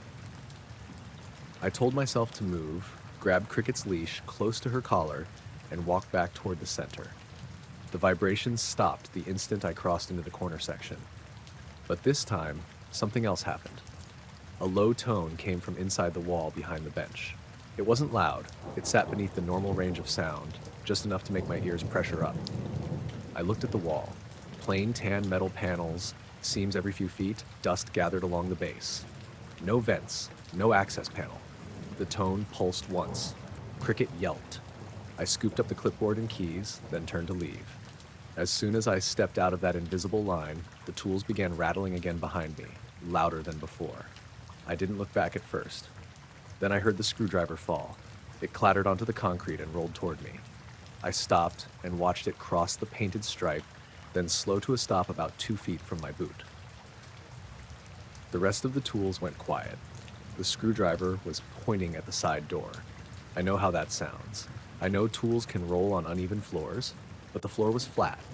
The screwdriver had fallen from the bench, rolled straight across the corner, crossed the exact line where the vibrations started and stopped, and ended up pointing toward the exit like a finger. I picked it up without thinking. The metal was warm. Not hot enough to burn, but warm enough that it shouldn't have been, not in that cold hangar. I dropped it. Cricket squirmed against my leg and tried to back away. A shadow passed over the high windows. I looked up. The windows ran along the top of the hangar wall, narrow rectangles filled with dust. Something outside had crossed them from left to right. There had been no sound of aircraft, no truck engine, no rotor wash. just a dimming of light moving smoothly across the upper glass. I stared until my neck hurt. The sky beyond the windows was pale blue and empty. The radio clicked again. This time, the voice was clear enough to understand one word: inside. I didn't know if it meant stay inside or something was inside. I didn't wait to decide. I grabbed Cricket with one arm, the clipboard with the other, and walked fast toward the side door. I didn't run because the building was full of things to trip over, and because some dumb part of me still wanted to look professional if a guard happened to walk in. Halfway to the exit, the big sliding hangar door groaned. It was a deep metal sound, like old rails taking weight. I turned. The door hadn't moved. The chain lock still hung through the bracket. But the sound came again, longer this time, as if something on the other side had leaned into it. Cricket went completely still in my arms. The tools in the corner started vibrating again. Even from 50 yards away, I heard them clear as if my ear was next to the bench. The rhythm was different now, not random. 3 short bursts, 1 long. 3 short, 1 long. The socket rail clicked along with it. The side door was 10 feet away when my phone came back to life in my pocket. It buzzed once. I ignored it, slammed my badge against the reader, and pulled. The door didn't open. The reader light stayed red. I swiped again. Red. Behind me, something tapped on the concrete. Once. Then again. Not footsteps exactly. More like a cane tip. Slow, careful. I kept my eyes on the door and tried the manual latch. It wouldn't turn. My hands were sweating inside my gloves. Cricket's body was rigid against my chest. "Come on," I whispered. The tapping came closer. The badge reader flashed green. The door clicked. I shoved it open and stumbled into the cold air outside. The wind hit my face and the normal world came back too hard. Distant generator hum, a truck reversing somewhere, a flag snapping against its pole. I turned and pulled the door shut. Through the small wired glass window, the hangar looked empty. The corner was too dark to see the bench. The rattling had stopped. I stood outside with Cricket in my arms until my breathing slowed. Then I got in my truck and drove straight to the maintenance office. The supervisor on duty, a thin guy named Pelham, listened without interrupting. He didn't write anything down. He didn't ask if I was tired. He just looked at the inspection sheet, then at Cricket, then back at me. "You completed the drain check?" he asked. "No," I said. "I left." He nodded. "We'll send another crew. There's something wrong in that corner. Probably residual vibration from underground work." There was no work. He looked at me for a long moment. "There's always work." That was all he said. The next day, I wasn't assigned to the old hangar. Neither was anyone from my contractor team. The building was marked temporarily inaccessible on the workboard. No explanation. 2 weeks later, I saw Brianni from HV at the fuel station outside Alamo. She'd done some work near that hangar years before. I asked her if she'd ever noticed anything strange in Building 22. She took the gas nozzle out of her truck and stared at me. "Southwest corner?" she asked. I didn't answer. She shook her head once and said, "Don't stand in it too long." Then she got in her truck and left. I made it home to Henderson that evening. Cricket wouldn't come inside until I carried her. She kept looking at the ceiling, then the corners of the living room, then back at me. I put my work clothes straight into the washer and left my boots outside. Later, while cleaning out my pockets, I found something small and metal I didn't recognize. It was a socket, 1/4-inch drive, old and scratched, with beige dust in the grooves. I hadn't taken it from the bench. I was sure of that. I set it on the kitchen table. Cricket backed out of the room. After a minute, the socket began to vibrate lightly against the wood. I stepped toward it, and it stopped. I was setting up my tripod on a ridge outside Rachel when the shimmer showed up above the mountains. It was 5:41 in the morning, early enough that the desert still looked blue and flat, with the sun just starting to push a thin orange line behind the Tikaboo Range. I had gone out there for sunrise shots. Nothing weird, just the same landscape stuff I sold online and sometimes printed for tourists passing through town. I had been taking photos around that part of Nevada for almost 12 years. I knew how the light changed in the desert. I knew what heat shimmer looked like, what dust looked like when wind lifted it off the flats, what aircraft trails looked like before the sun hit them. That was why I noticed it so quickly. The air above the mountains was bending. Not the whole sky, just one patch, maybe the size of a school bus if it had been right over the ridge, or much larger if it was farther away. It sat a little above the dark mountain line, shaped kind of like an oval standing upright, though there was no outline. It was more like the background had been pinched around something invisible. The stars behind it, the last few still showing in the pale sky, didn't sit where they were supposed to. The edge of the mountain warped slightly behind it, like I was looking through old glass. I lowered my coffee thermos and stared at it with both eyes. My dog, Tula, was asleep in the back of my Subaru with the hatch open. She was a wiry black and tan desert mutt, part Kelpie maybe, with little eyebrows that made her look suspicious of everyone. Usually she popped up whenever I stopped moving. That morning she stayed curled in the blanket, but one ear lifted. I leaned into the camera and checked the live view. The shimmer was there. That made my stomach drop a little. When something weird only happens to your eyes, you can blame fatigue or bad sleep. When it shows up on the camera, you have to start making a list. I zoomed in, adjusted focus, took 3 shots. Long lens, 400 millimeters, low ISO, fast enough shutter. Then I switched to video and let it run. The shimmer did not move. It didn't drift with the wind or rise like hot air. It stayed fixed above the mountain, and the whole sky seemed to slide around it as dawn got brighter. At first, I tried to keep working like normal. I told myself it might be a temperature layer or some kind of mirage caused by cold air over the valley. The desert did strange things at sunrise. Everybody out there knew that. Light bent, roads floated, mountains doubled, but mirages had rules. They smeared the horizon or reflected a strip of sky. This was a single patch of bending space, hanging above the ridge with nothing visible inside it. I turned off autofocus because the camera kept hunting. It couldn't decide whether the shimmer was close or far.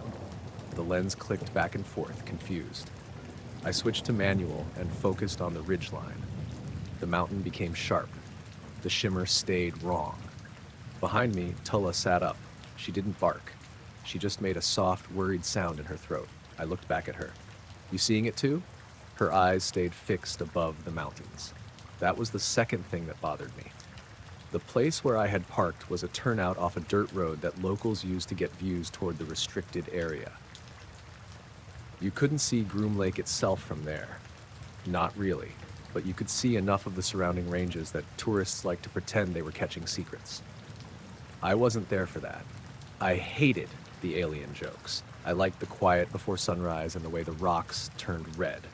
There were no other cars that morning. No campers, no photographers, no curious people with binoculars. Just me, Tulla, the Subaru, and the tripod legs pressed into hard sand. The camera beeped once and stopped recording. I leaned over. The screen said, "Card error." That card had worked fine for years. I pulled it out, blew on it like that would do anything, and reseated it. The camera accepted it again. I hit record. It ran for 9 seconds, then stopped with the same error. I checked my phone. It had signal, 1 bar, which was normal. I opened the camera app and tried video. The phone screen showed the mountain, the sky, the shimmer. Then the image lagged and froze. The timer kept counting, but the image stayed still. Tula hopped out of the back of the car. Her paws hit the gravel softly. She walked to my side and leaned against my leg, staring at the ridge. Her body trembled, not hard, but enough that I felt it through my jeans. The shimmer brightened slightly. That is the closest word I have, but it wasn't light. It didn't glow. It didn't shine. It was like the distortion got stronger and the pale sunrise sky behind it bent more deeply. For a second, the mountain ridge looked lower on one side, as if whatever was there was pulling the view down around it. I stepped away from the camera without meaning to. Then the whole area went quiet. There had been small sounds before, wind in the scrub, Tulla shifting her feet, a distant truck engine somewhere on the highway. All of that dipped out at once. I could hear my pulse in my ears. The silence only lasted a few seconds, but it felt like standing inside a sealed room. The shimmer stayed fixed above the mountain. A tiny dark speck crossed the sky to the south, maybe a bird, maybe a distant aircraft. As it passed near the shimmer, it changed course sharply. Not a turn exactly. It made a little kink, like something had nudged its path. Then it continued and vanished into the brightening sky. I remember saying, "Nope," out loud. Tulla pressed harder against my leg. I checked the time. 5:48.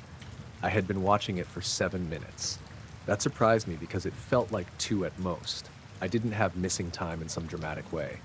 I remembered taking photos and changing settings, but the minutes felt stretched, like the morning had slowed down around that patch of sky. The sun finally broke the horizon behind the range, and the first hard light caught the upper rocks. The shimmer should have disappeared then, if it was some low-light optical thing. Instead, it became easier to see for about 3 seconds. The background bent inward in a clean curve. The peak behind it split into 2 slightly offset peaks, then joined again. The empty space inside the distortion looked darker than the sky around it, though not by much. I took one more photo. This time the camera clicked but didn't save. The review screen stayed black. Then the shimmer collapsed. That was what it looked like, not like something flew away, not like a cloud fading.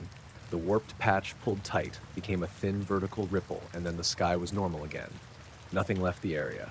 No dot shot upward, no shape appeared, no sound, just the mountains, the sunrise, and a clean, pale sky. The normal morning noises came back in pieces. Wind first, then a bird somewhere down in the wash, then a truck far off on the highway. Tula shook herself like she had been wet, even though she was dry. I stood there for a while with my hands on the tripod. Eventually I made myself look at the pictures. The first 3 were there. The shimmer showed in all of them, but faintly. If you didn't know what to look for, you might call it lens distortion or heat ripple. But I knew exactly where it had been. In the photos, the ridgeline behind it curved upward just a little, and a star near the top edge was smeared into a short hook. The video file was corrupted. The phone video showed 9 minutes of a frozen frame from before the shimmer brightened. The audio was worse. It had a low, steady hum under the silence, too low for my phone speaker to play cleanly. I could see it in the waveform later on my laptop, a thick band between the empty sections. I packed up fast after that. Not panicked, just done. I folded the tripod wrong the first time and had to reopen the legs. Tula jumped into the car before I finished loading the camera bag, then crawled under the blanket in the back. On the drive back toward town, I kept checking the rearview mirror. The mountains behind me looked ordinary in full light. Sharp, dry, still, no shimmer, no blank spot, no movement. About 5 miles down the road, my tire pressure light came on. All 4 tires showed 0 on the dashboard. I pulled over, got out, checked them with a hand gauge. They were fine. When I got back in, the dashboard read normal again. Tula wouldn't look toward the mountains. I stopped at the little store in Rachel for coffee and a breakfast burrito. The woman working there, Maris, knew me by name. She noticed Tula hiding low in the back seat. "Coyote?" she asked. "Something like that," I said. She looked at the camera bag on my shoulder. "You get your sunrise?" "Yeah." "Good light?" I hesitated. "Strange light." She studied me for a second and then looked out toward the hills through the front window. "Happens." The way she said it made me want to ask more, but a couple of tourists walked in wearing Area 51 shirts, and the moment passed. At home in Alamo that afternoon, I uploaded the photos. I expected the files to be damaged, but the 3 stills opened fine. I zoomed in until pixels broke apart.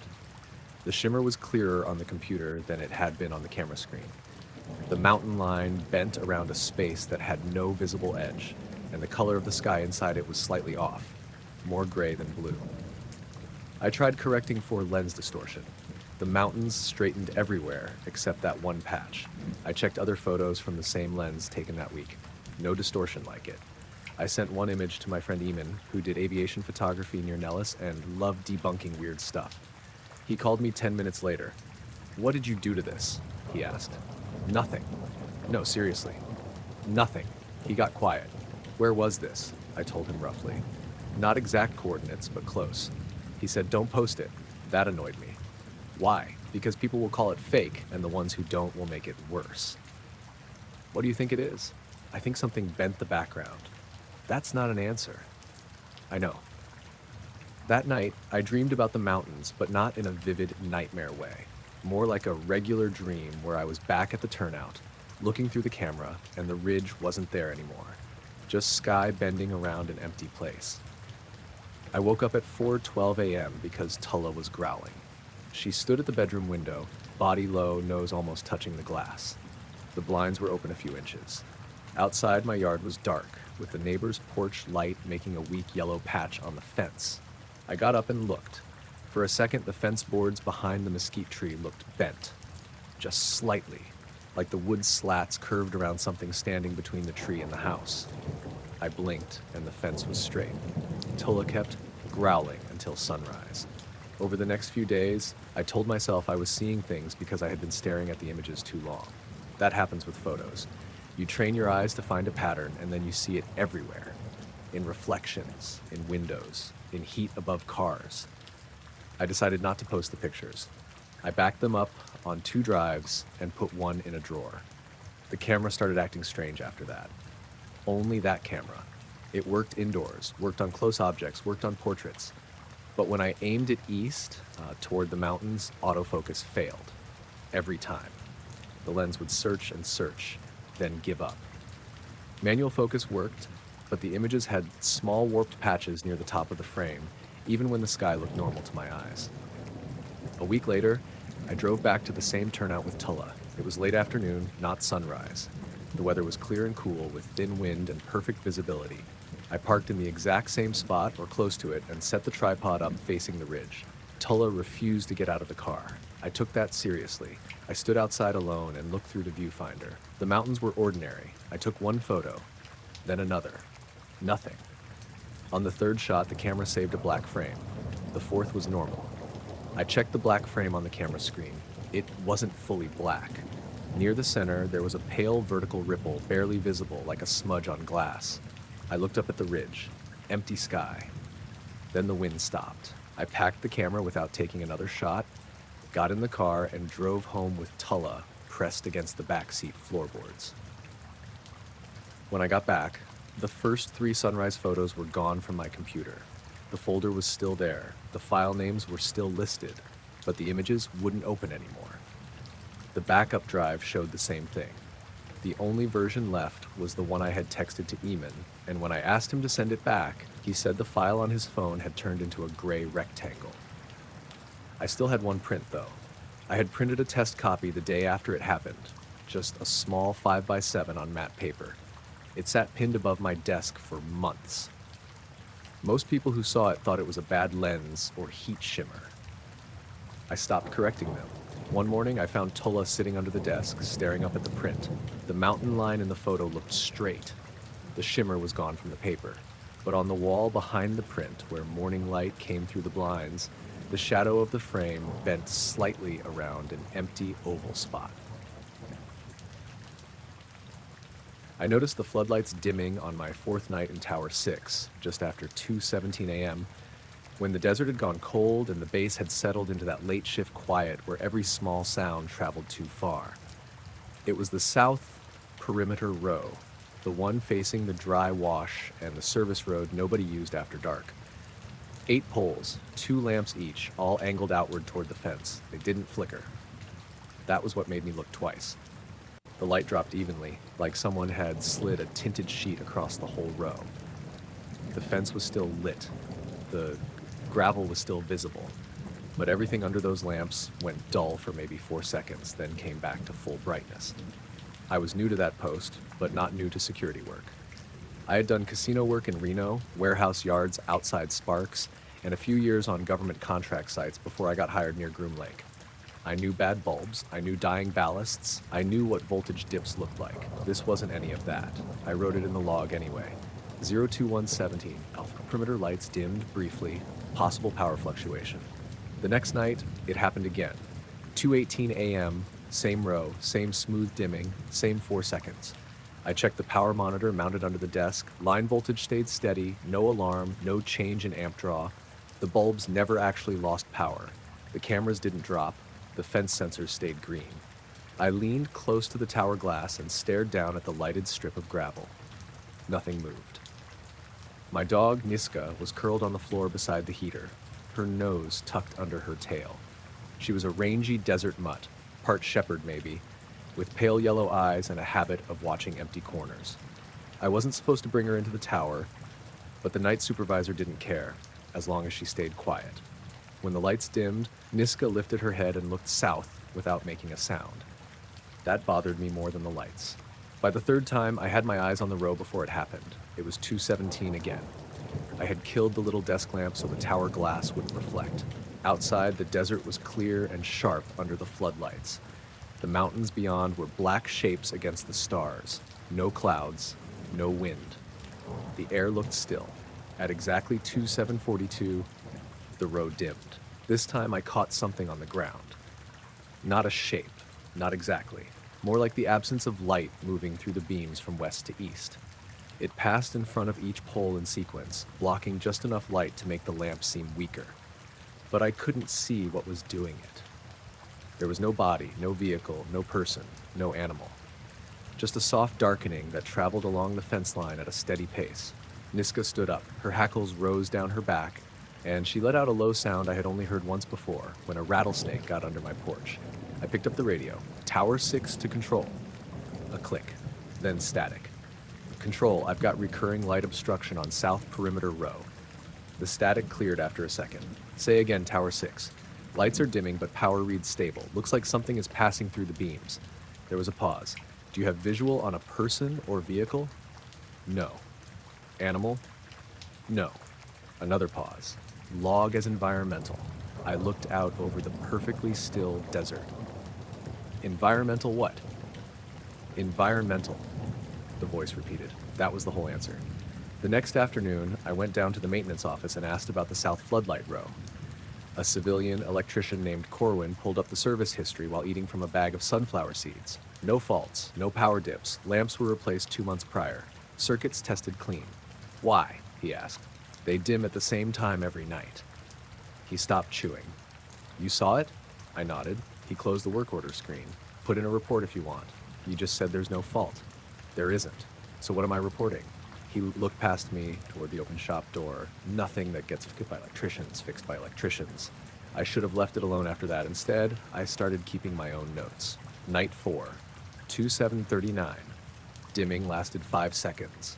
Niska stared south for 3 minutes after. Night 5, 21811. Slight temperature drop in tower, radio static before event. Night 6, cloudy, light wind, no dimming. Night 7, clear, dimming at 27044. South camera feed showed mild exposure drop, but no object. It became a routine in the worst way. I'd spend the first half of shift checking badges, answering radio calls, watching the perimeter. Then around 2 in the morning, my body would tense before the clock even got there.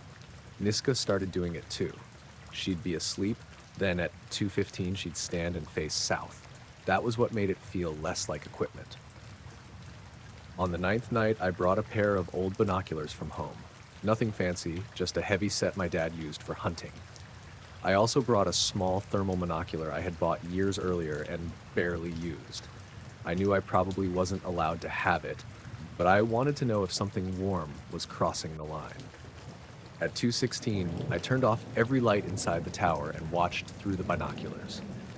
The floodlights were bright enough that the fence shimmered in the cold air. Beyond the wire, the desert dropped into a shallow wash with pale stones and clumps of black brush. Farther out, maybe 200 yards, the ground lifted toward a flat ridge. Niska pressed against my leg. At 2:17, the south road dimmed. Through the binoculars, I saw the beams bend. That was the only way to describe it. The light didn't just get blocked. It curved slightly around a vertical space moving along the fence. The space was tall, maybe 10 or 12 feet, narrow at the bottom, wider near the middle, but there were no edges. The desert behind it looked warped, as if viewed through hot air, except it was freezing outside. I dropped the binoculars and grabbed the thermal. Nothing. No heat signature. No cold signature, just fence, gravel, and lampposts. When I looked with my eyes again, the dimming had passed. The lights were normal. Niska barked once, sharp and scared. Something tapped on the tower stairs. I froze. The stairs were metal, mounted outside the tower, rising from the gravel to the small landing behind the door. I had locked the door at shift change. No one had called up. No vehicle had arrived. Another tap. Not a boot step. Lighter, like a fingernail against the railing. I moved slowly to the door window and looked out. The landing was empty. Below, the stairwell light glowed steady. The gravel at the base was clear. No one stood there. No shadows moved. Tap. This one came from the glass beside my face. I stepped back so fast my chair hit the desk. There was no mark on the glass, nothing outside it, just my reflection, pale and wide-eyed, and Niska behind me with her tail tucked. The radio crackled. Tower 6, status. I stared at it for a second before answering. Secure. Repeat, Tower 6 secure. Any environmental activity? I looked through the dark window. No, I said. The following morning, my truck wouldn't start in the employee lot. Battery was fine. Starter clicked. Dashboard lit up. Engine just wouldn't turn. Niska sat in the passenger seat, staring through the windshield toward the south perimeter, even though we couldn't see it from there. A mechanic came out, turned the key once, and the truck started right away. Loose connection, he said. Maybe it was. That evening, before my next shift, a supervisor I barely knew met me outside the locker room.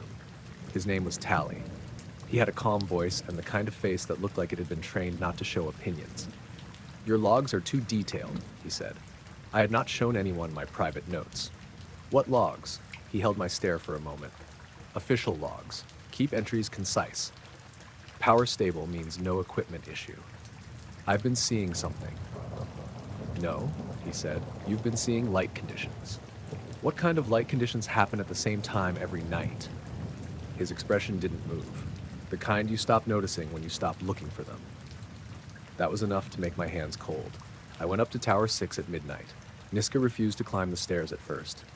I had to coax her with a piece of jerky, and even then she stayed close to the door instead of curling by the heater. At 2:10, the radio went quiet. Not dead. Quiet. The background hiss disappeared. The whole tower seemed sealed off from the rest of the base. I called control and got no response. The power monitor stayed normal. The cameras stayed on. At 2:14, every muth around the exterior stair light dropped to the landing. I watched them fall one by one, soft little taps against the metal grating. Then they lay still. Niska began to tremble. I didn't want to look south. That was the honest truth. I had spent all week trying to catch the event clearly, and now that the air had gone wrong, I wanted to sit on the floor with the dog and wait for it to be over. But I looked. The south road dimmed early. 2:03. The shadow, or whatever blocked the light, moved slower this time. Much slower. It passed through the first lamp pair and stopped. The beams bent around the same tall vertical space, and this time the ground inside the dim area seemed darker than it should have been, as if the gravel had sunk a few inches. The second lamp pair dimmed. Then the third. It stopped directly across from my tower. The fence below me remained lit on both sides, but a slice of it, maybe 12 feet wide, dulled to gray. I could see the wire through the dimness, but it looked farther away than it should, like the space between me and it had stretched. Niska made a small coughing sound. I whispered, "Quiet." The radio came on by itself. No static, no beep, just an open channel.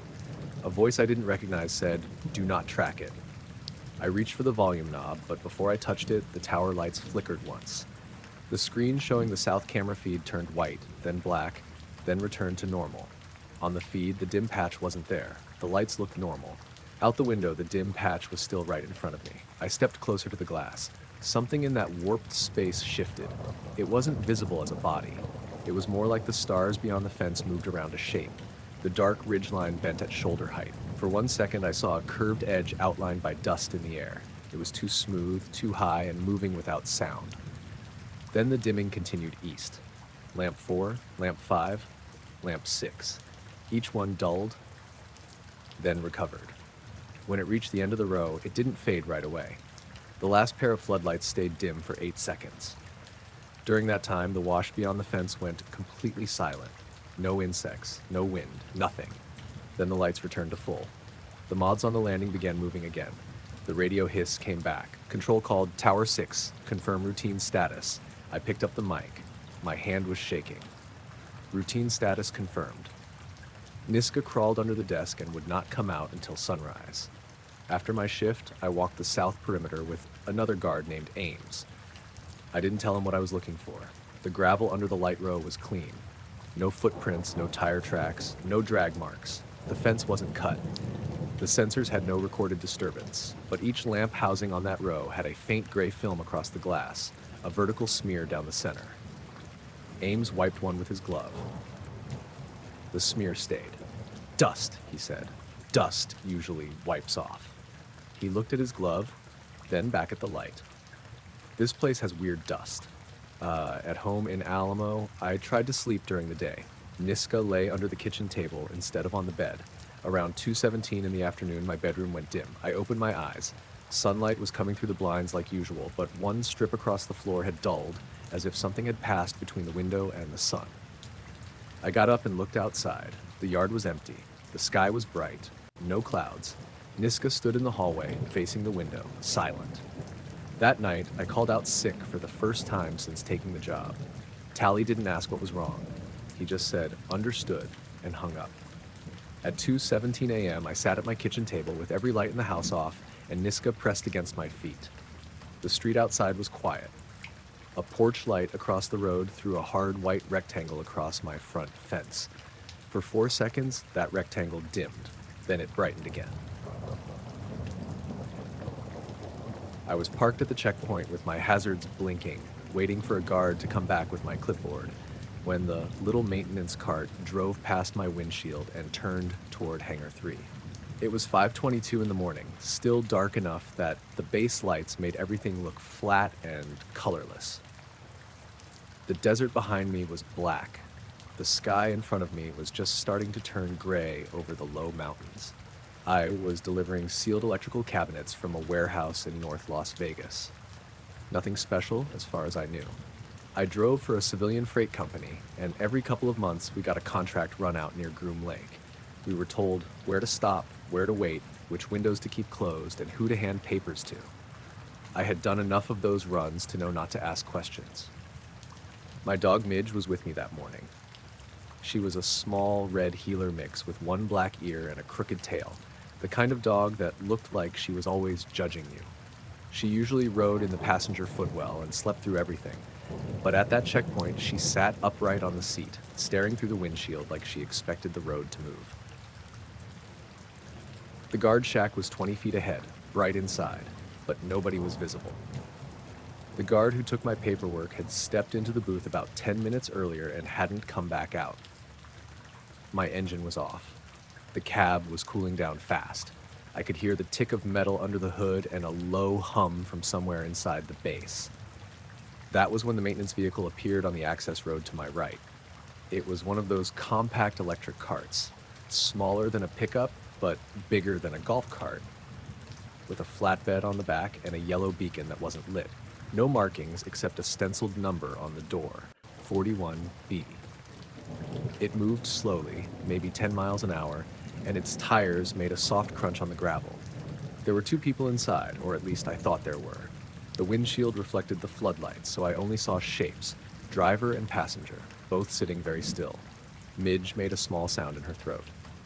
The cart passed in front of me and turned toward Hangar 3. I knew Hangar 3 because it was impossible not to notice. It sat a little off from the main line of buildings, squat and narrow with a tall, curved roof. From where I was parked, its front door looked more like a personnel entrance than a vehicle bay, maybe 8 feet wide at most. The cart looked wider than that, and with the mirrors, there was no way it should have fit. The cart didn't slow down. I leaned forward over the steering wheel, thinking I was misjudging the distance. The hangar door was closed except for a narrow, rectangular opening on the side, lit from inside by a faint, greenish light. The cart lined up with that opening. I said out loud, "No way." Midge's ears flattened. The cart drove into it, not squeezed, not scraped, not folded in through some angle I couldn't see. It just passed through the opening, smooth as anything, and the green light swallowed it. For a second, the tail end seemed to narrow, like I was seeing it through heat waves. Then it was gone. The opening looked exactly the same after. Narrow, empty, still too small. I sat there with my mouth open. A normal person would say there must have been a bigger door hidden by the angle. That was what I told myself first. Maybe the front opening only looked narrow because of perspective. Maybe there was a shadow line or a sliding panel open behind it. Maybe the cart turned at the last second and went behind the building. But I had watched it go in. The whole thing made no sound after the cart crossed the threshold. No engine hum, no brakes, no echo from inside the hangar. Just quiet. I reached for my phone. No signal, which was normal. I opened the camera anyway, but the screen froze on my home screen and wouldn't respond. Midge pushed her nose against my wrist, hard, like she wanted me to stop. A few minutes passed. I know it was a few minutes because I kept checking the dash clock, mostly to make sure time was acting right. 5:23, 5:24, 5:25. Nothing came out of Hangar 3. The guards still hadn't returned. The base beyond the checkpoint felt awake but not active. Floodlights burned white against tan buildings. A distant vehicle moved somewhere behind a row of storage sheds, its reverse alarm giving one short beep and then stopping. The air smelled like dust, cold metal, and jet fuel. At 5:27, Midge stood on the passenger seat. She wasn't looking at Hangar 3 anymore. She was looking left, toward a completely different building several hundred yards away. I followed her gaze. A roll-up door was opening on Building 9. I hadn't paid attention to that building before. It looked like a maintenance shop or storage bay, wider than Hangar 3 and set back behind a line of light poles. The door lifted, maybe halfway, then stopped. The same cart drove out. 41B, same flatbed, same dark windshield, same yellow beacon, still unlit. It rolled into the open, paused as if checking for traffic, then turned onto another access road and drove away from me. No hurry. No one came out after it. The door on Building 9 lowered again. I stared at the empty road between the two buildings. There was no tunnel entrance that I could see. No covered passage, no direct connection, just open pavement, gravel, light poles, and a few parked service trucks. The cart would have had to drive several hundred yards across open ground to get from Hangar 3 to Building 9, and it hadn't. I had been watching. Nothing crossed that space. My phone unfroze in my hand. The camera app opened by itself. I did not touch it. The screen showed the windshield view, but the image lagged badly, like a video call with poor service. Hangar 3 blurred. Building 9 stretched sideways for a second and snapped back. Then the app closed. Midge gave one sharp bark. The guard stepped out of the booth. I jumped so hard I hit my knee on the underside of the dash. He walked over with my clipboard tucked under one arm. He was older than I expected, gray at the temples, clean-shaven, no expression. He stopped by my driver's window and motioned for me to roll it down. I did. "You're cleared to proceed to receiving Bay C," he said. His voice was calm, regular, like nothing weird had happened 20 seconds earlier. I looked past him toward Building 9. The cart was gone. The guard followed my eyes. "First time here?" he asked. "No," I said. "Then you know to follow the escort and not stop unless instructed." I nodded. He handed me the clipboard. On the top page, beside the time inbox, someone had written 5:19. That was wrong. It had been after 5:20 when he took the paperwork, and it was 5:28 now. I looked at the dash clock, 5:22. My stomach tightened. It had read 5:27 a minute before. The guard saw me looking. He tapped the clipboard with one finger. "Your delivery time is recorded as 0522. Keep that copy."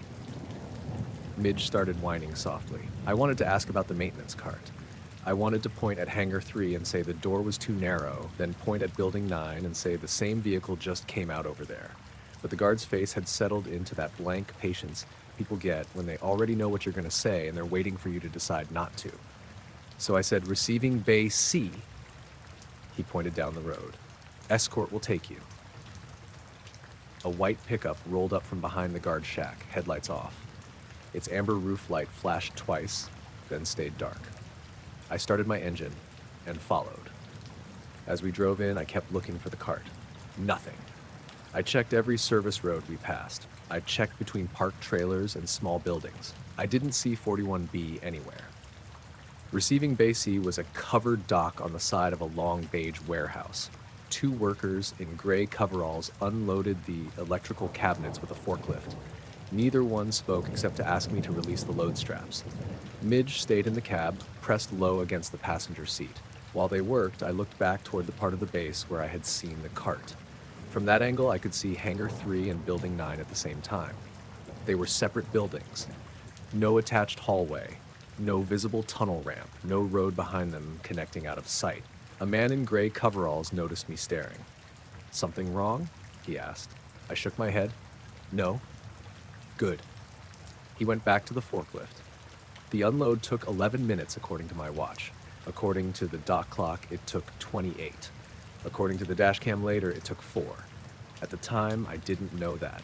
I only knew the morning felt stretched and folded. Sounds came in late. The forklift backup beeper seemed to happen half a second after the machine moved. When one of the workers dropped a chain, I saw it hit the ground before I heard the clatter. I signed the receipt with a hand that didn't feel fully attached to me. The escort pickup led me out by a different road from the one we had used coming in. That bothered me. It took us past a line of low buildings with no windows, and then along a fence where the floodlights were still on even though the sun had started to rise. Midge climbed into my lap, which she never did while I was driving. I pushed her gently back, but she wouldn't stay. Her whole body trembled. At the final gate, a different guard took my outbound slip. He looked at Midge and then at me. "Dog okay?" he asked. "Yeah," I said. "She just hates mornings." He didn't smile. A lot of things do. The gate arm rose. I drove out onto the access road and didn't breathe right until the base was behind me. The sky had turned pale gold. The mountains looked normal. The desert looked empty in that bright, unforgiving way where nothing strange should have survived daylight. 10 miles out, I pulled onto the shoulder. Midge hopped down and stood in the dust beside the truck, nose pointed back toward the base. She didn't sniff around or pee. She just watched the road behind us. I checked my dash cam. The footage showed the checkpoint. It showed the guard taking my clipboard. It showed the empty access road for several minutes. The cart wasn't there, not in front of my truck, not turning toward hangar 3, not going anywhere. The timestamp jumped from 5:21:8 to 5:22:1 with no visible glitch. 53 seconds gone. Then the footage continued with the guard handing back my paperwork. I scrubbed forward. The exit from Building 9 wasn't there either. The camera view was pointed in the right direction, but at the moment I remembered seeing the cart come out. The footage showed a brief flare of brightness across the windshield, then normal again. I checked the rear camera. For one frame, and only one frame, a small maintenance vehicle sat directly behind my trailer, close enough that it should have hit me. Its yellow beacon was dark. The windshield looked black. The stenciled number on the door was clear. 41B.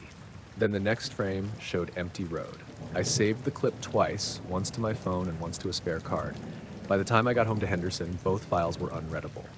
That night, I parked the truck at the company lot and drove home in my own car.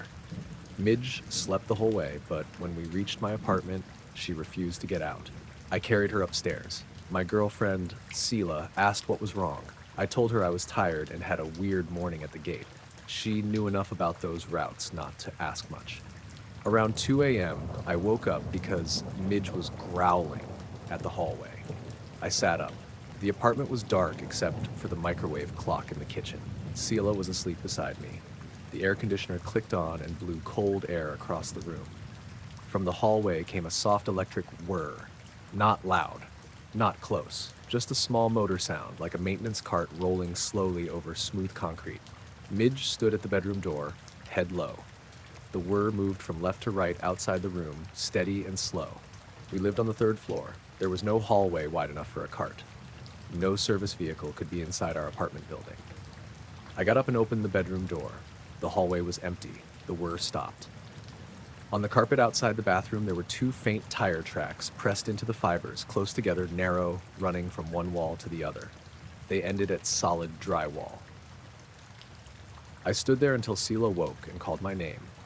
By morning, the carpet had lifted back. No tracks, no marks. Midge sniffed the wall where they had ended and sneezed 3 times, then hid under the kitchen table. A week later, I got another dispatch request for the same base. Different load, same checkpoint. I told my supervisor I was sick. He said they'd send someone else, then paused and asked, "You didn't have trouble last time, did you?"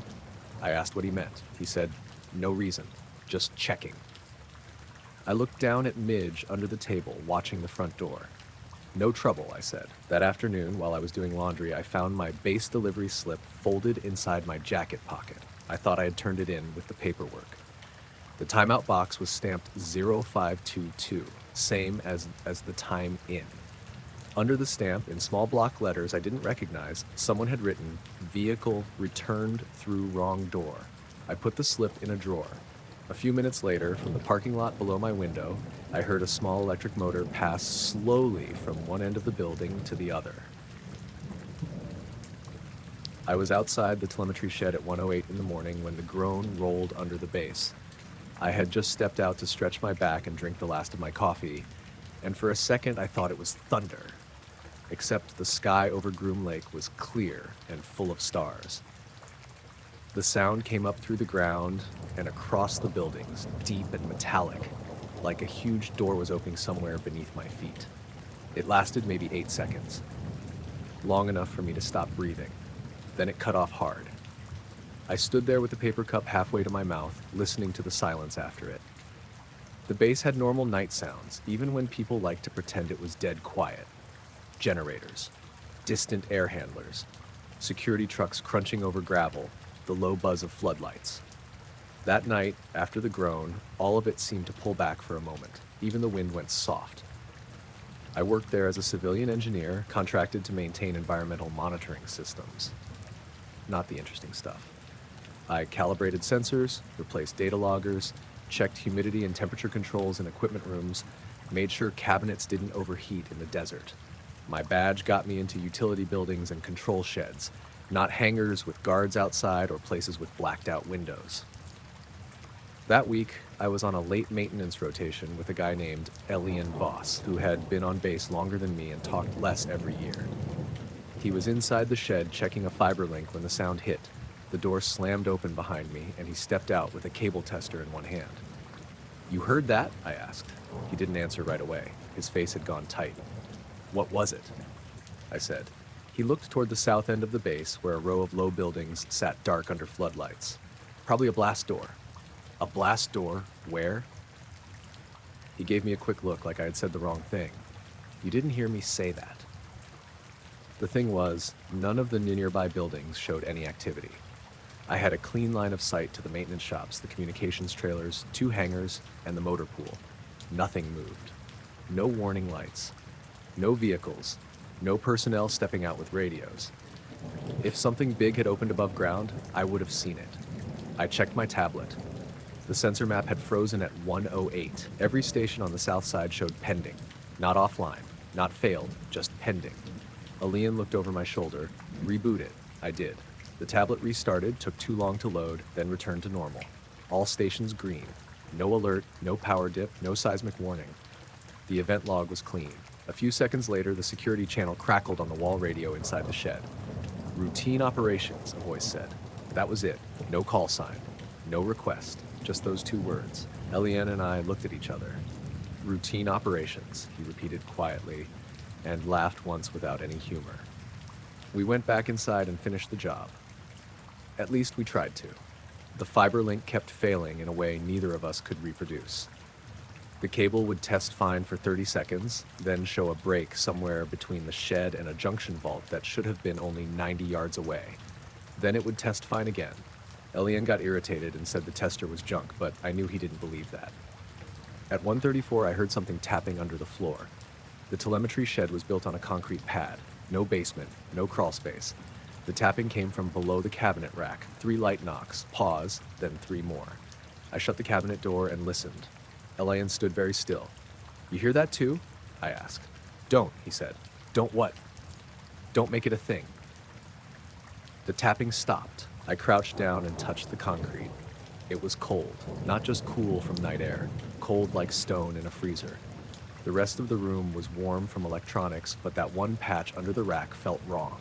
I held my hand there until my fingertips started to ache. Then my phone buzzed in my pocket. No signal was allowed in that area, and most of the time phones were useless anyway. Mine showed no bars, no notification, just the lock screen lit up. The time read 1:08. I blinked at it. The wall clock said 1:37. I showed Elian. He looked at the phone, then at me. Put it away. That was his answer for everything. We finished around 2:15 and loaded our tools into the cart. I expected security to stop by or someone from operations to ask questions. Nobody did. The road outside the shed was empty. The hangars remained dark.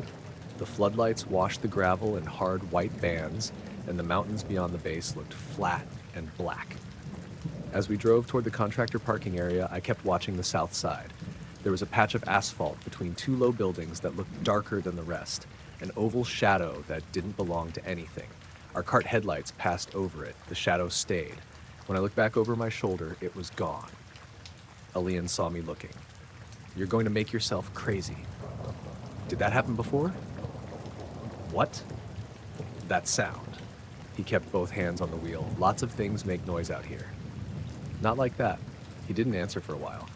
The cart hummed along the service road. Somewhere far off, a small aircraft engine started and faded. Finally, he said, "First month I was here, I heard something like that at noon. Hot day, no tests scheduled. Whole admin building shook. Everyone looked around like they'd heard it. Supervisor walked in and told us a truck backfired."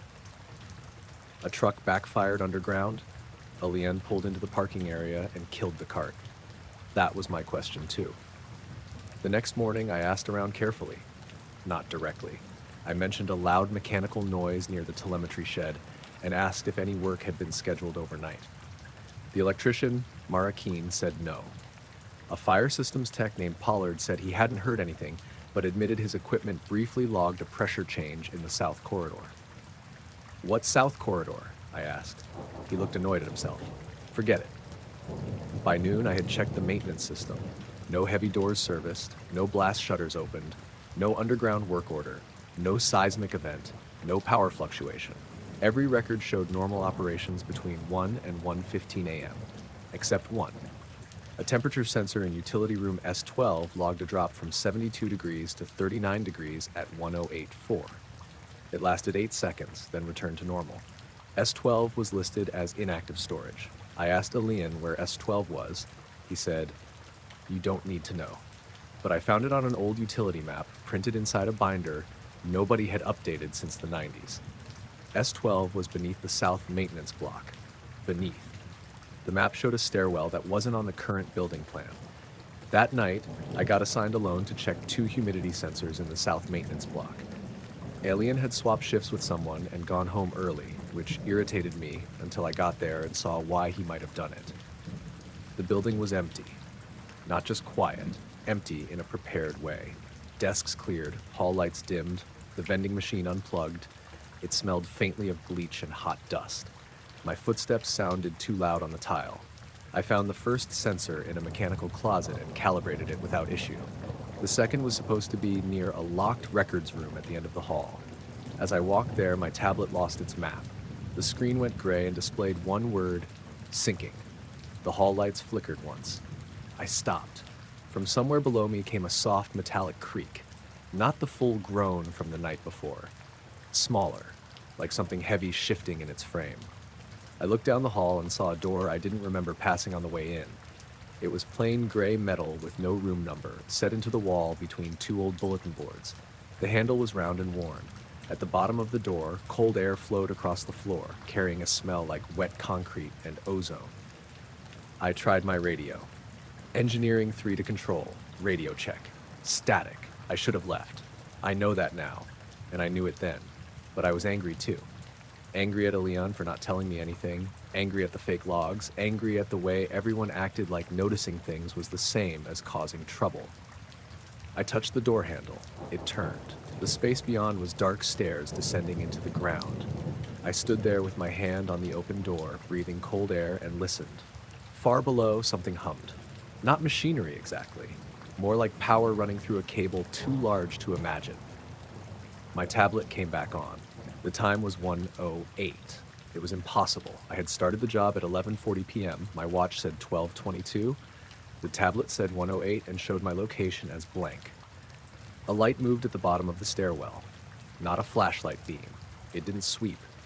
It rose softly along the wall, pale and colorless, revealing concrete steps that looked damp, though the desert above was dry. For a second, I saw marks on the stairwell wall, scratches or symbols, all straight lines and circles, etched into the paint. Then the light faded. From behind me in the hallway, someone said, "Close it." I turned fast. No one was there. The voice had been close enough that I felt it in my ear. I shut the door. The latch clicked, and the hallway lights returned to normal. My tablet showed the correct time again, 12:23. The door in front of me had a number now, storage 4. I tried the handle. Locked. I finished the sensor check with hands that barely worked and got out of the building.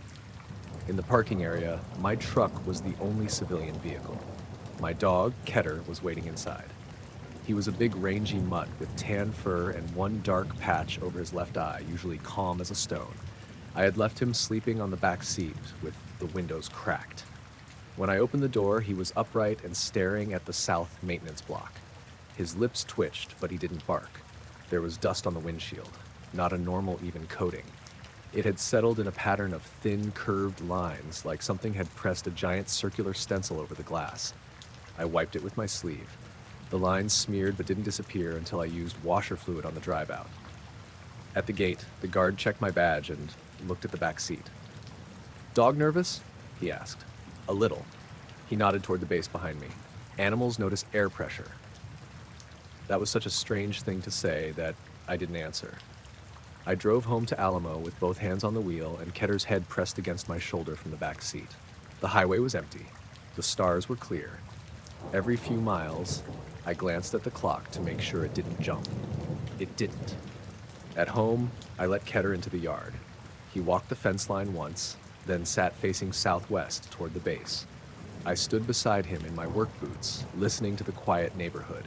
A refrigerator hummed through the kitchen wall, a truck passing 2 streets over, wind moving through dry weeds. Then, faintly, far beneath all of it, came the metallic groan again. It lasted less than 10 seconds. Keter leaned against my leg. The porch light flickered once, and the concrete under my boots felt cold.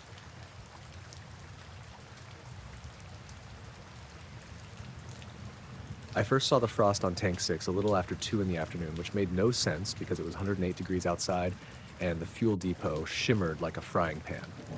I'd been walking the south row with a clipboard and an infrared thermometer, doing the same dull inspection I did every Tuesday. Valves, vents, gauges, seals, grounding cables, fence line, spill kits. Nothing exciting ever happened at the depot, and that was how we liked it. The tank sat on the outer edge of the base fuel yard, far enough from the main hangars that the only things you normally heard were pumps, insects, and the low rumble of trucks passing through the service road. It was one of our older vertical storage tanks, pale beige, about 30 feet tall, with a metal ladder bolted to one side and a catwalk around the top. It held aviation fuel, nothing exotic. At least that was what the paperwork said.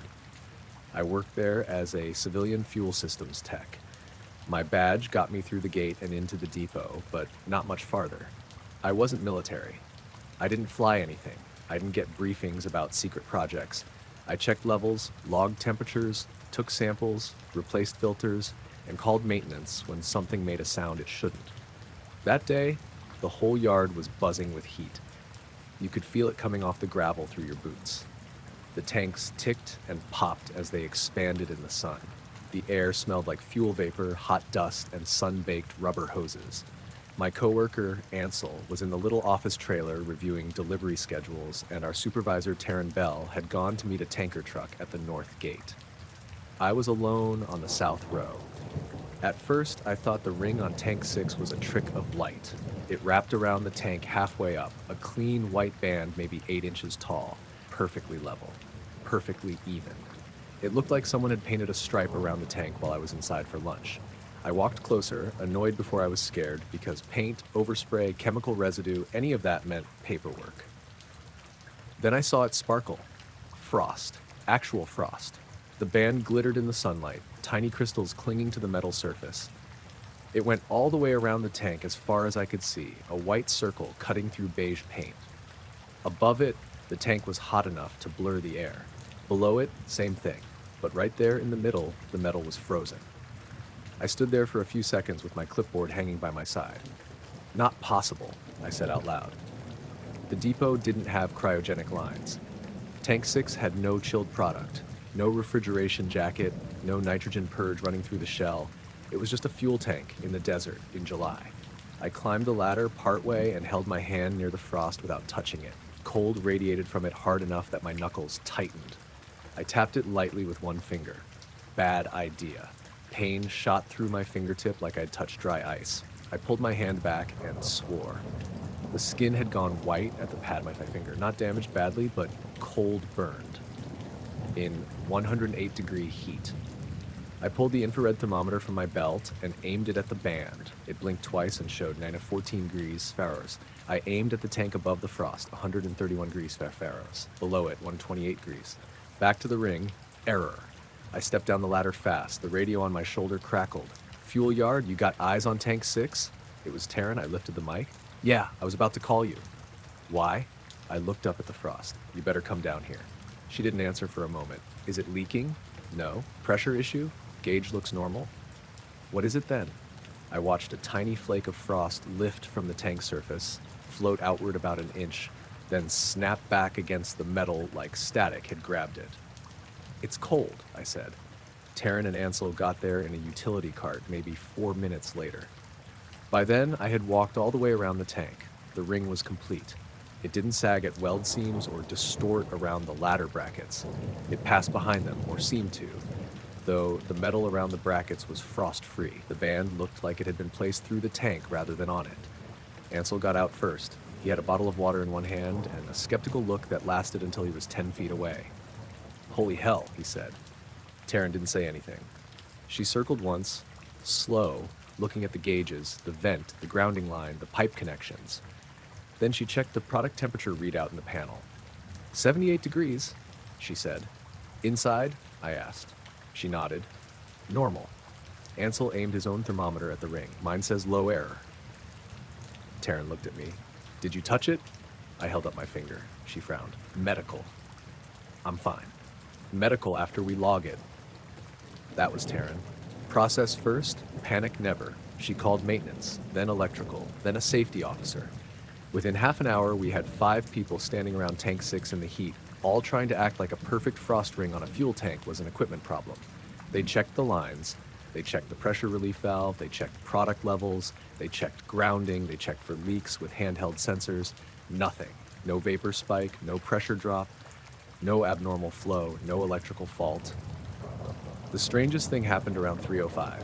The ring pulsed. Just once. The frost brightened, thickened, and the air around it wavered. Not heat shimmer. The opposite, maybe. The edge of the tank behind the frost seemed to sink inward for a fraction of a second, like the shell had breathed in. Ansel saw it too. He backed up so fast his boot slipped on gravel. The safety officer, a guy named Meacham, looked at both of us. What? You didn't see that? Ansel asked. Meacham stared at the tank. See what? Taryn gave Ansel a warning look. I knew that look. It meant shut up until we understood who was allowed to hear what. Maintenance found nothing wrong. They logged it as external condensation anomaly, which was absurd because there was no humidity and it was hotter than hell. By Ford, the frost was still there, unchanged, while the rest of the tank remained hot. Then the order came down to leave Tank 6 alone. Not drain it, not shut it down, not rope it off, just leave it alone. That was the first time I really got scared. Equipment problems got isolated. Fuel issues got treated seriously. Nobody ignored something abnormal in a fuel yard unless someone above them had already decided what kind of abnormal it was. We kept working the rest of the shift, but everyone found reasons to look at Tank 6.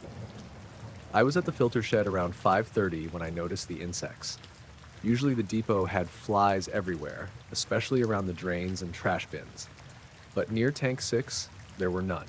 Not a fly, not a wasp, not even those little desert gnats that loved sweat. They'd land on your face 10 yards away, but the moment you stepped closer to the tank, they vanished. The frost band remained perfectly clean. No dust stuck to it. No meltwater ran down. By sunset, the ring started to fade. Slowly. The crystals thinned until the band became more of a pale stain. At 7:12, it was gone. The tank looked normal again except for a faint line around the paint, like a shadow from something that wasn't there anymore. Taryn told us not to include speculative language in our notes. I wrote, observed frost band around Tank 6 exterior, no detected leak, product temperature normal, maintenance found no fault. That was true. It just wasn't enough. I drove home to Alamo after dark with my dog Velcro in the passenger seat. He was a scruffy little black mutt with long legs and a white patch on his chin, named because he followed me from room to room. He had spent the day at my sister's place, and normally he slept on the drive back. That night, he sat upright the whole way, facing the rear window. I kept checking the mirror. Nothing behind us but highway and desert. At home, I rinsed my burned finger in the sink. It still looked pale. Not blistered, just wrong, like the skin had forgotten how to warm up. Velcro wouldn't come into the bathroom. He stood in the hall, staring at my hand. I slept badly. Around 2:40 in the morning, I woke up cold. The house was dark. The air conditioner was off. I could hear Velcro whining from the kitchen. I got up, still half asleep, and stepped onto the tile. It felt freezing. In the kitchen, Velcro stood near the refrigerator, hackles raised. The stainless steel door had a white ring of frost across it, exactly halfway up, about 8 inches tall. I stopped in the doorway. It wasn't the whole fridge, not the freezer, not the water dispenser, just a perfect horizontal band across the metal. The same height, proportionally, as the ring on Tank 6. I turned on the light. The frost glittered. Velcro backed behind my legs. I didn't touch it this time. I stood there in my underwear, shivering in my own kitchen in July, staring at a frozen band on a refrigerator door that had no reason to freeze. The rest of the door felt room temperature. I checked with the back of my hand, careful. Normal above, normal below, cold at the ring. My phone buzzed on the counter, a text from Ansel. "You awake?" I typed back, "Yeah." He sent a photo. It showed the side of his pickup truck in his driveway. A white frost ring ran across the driver's door and rear panel, perfectly level. Before I could reply, Taryn called. I answered and didn't say hello. "You have it too?" she asked. My throat tightened. "Kitchen fridge," she exhaled slowly. "Garage freezer for me." "Ansel's truck." "I know." "What the hell is happening?" She didn't answer right away. In the background of her call, I heard a dog barking and someone else talking low. Finally, she said, "Don't report anything from home." "What?" "Don't call it in. Don't send photos from your personal phone to anyone on base." "Taryn, I'm serious." The line clicked dead. By morning, the frost on my fridge had vanished. No water on the floor, no residue, no mark. Velcro sniffed the door once and sneezed hard, then refused to go near it. I went to work because I didn't know what else to do. Tank 6 looked normal in daylight.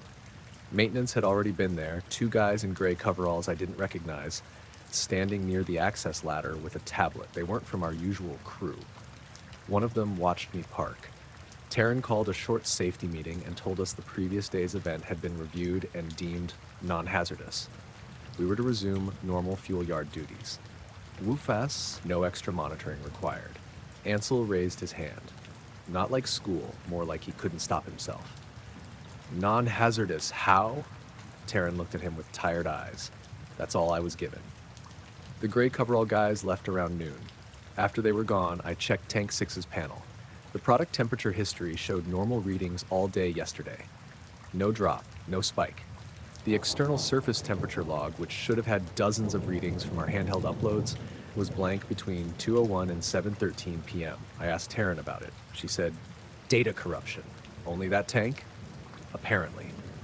At 2:03 p.m., the ring came back, not gradually. 1 second, the tank was beige, the next the frost band appeared around it, complete and bright. Ansel was standing next to me. He dropped his pen into the gravel. No one spoke. The heat was worse than the day before. Sun hammered the fuel yard. The smell of hot rubber was almost sharp, and there, halfway up Tank 6, frost thickened in a perfect circle. Then something tapped from inside the tank. 3 light taps, metallic, hollow, precise. I felt my mouth go dry. Taryn came out of the office trailer and stopped dead. The tapping came again. 3 taps. Pause. 3 taps. Ansel whispered, "Is that pressure?" "No," I said, though I had no idea.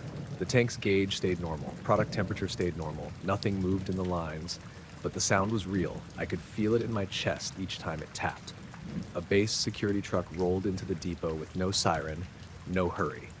2 men got out. One spoke to Taryn. The other stood facing us, not aggressive, just present. Taryn came over after a minute. "You 2 are relieved for the day," she said. Ansel laughed once. "For seeing it, for heat exposure.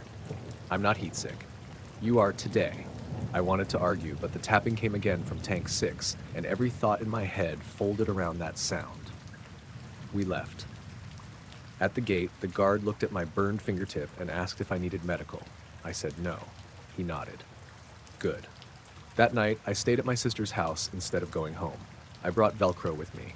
I didn't tell her the whole story, just said my AC was acting up. She made dinner and we watched a game show with the volume too loud. For a couple hours, I felt almost normal. At 2 or 3 a.m., Velcro woke me by climbing onto my chest. The bedroom was cold. I turned on the lamp. A frost ring ran around the metal frame of the guest bed, exactly halfway up from the floor. It circled the whole bed. Clean, white, perfect. It passed behind the headboard and reappeared on the other side. Velcro trembled against me. From somewhere under the floor came 3 light taps.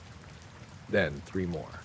By mid-morning, the frost had blown away into nothing, even though there was no wind inside the room. The metal bed frame looked normal. My sister never saw it. Velcro stayed under the kitchen table until I carried him to the truck. I drove past the base road that afternoon without stopping. Far off, beyond the heat shimmer, the fuel yard tanks were just pale dots against the desert. I couldn't see Tank 6 clearly, but for a second, one of those dots flashed white around the middle. I kept driving. That evening, I opened my glove box for gum and found gray frost crystals coating the inside of the latch. They melted before they reached my fingers, leaving no water at all.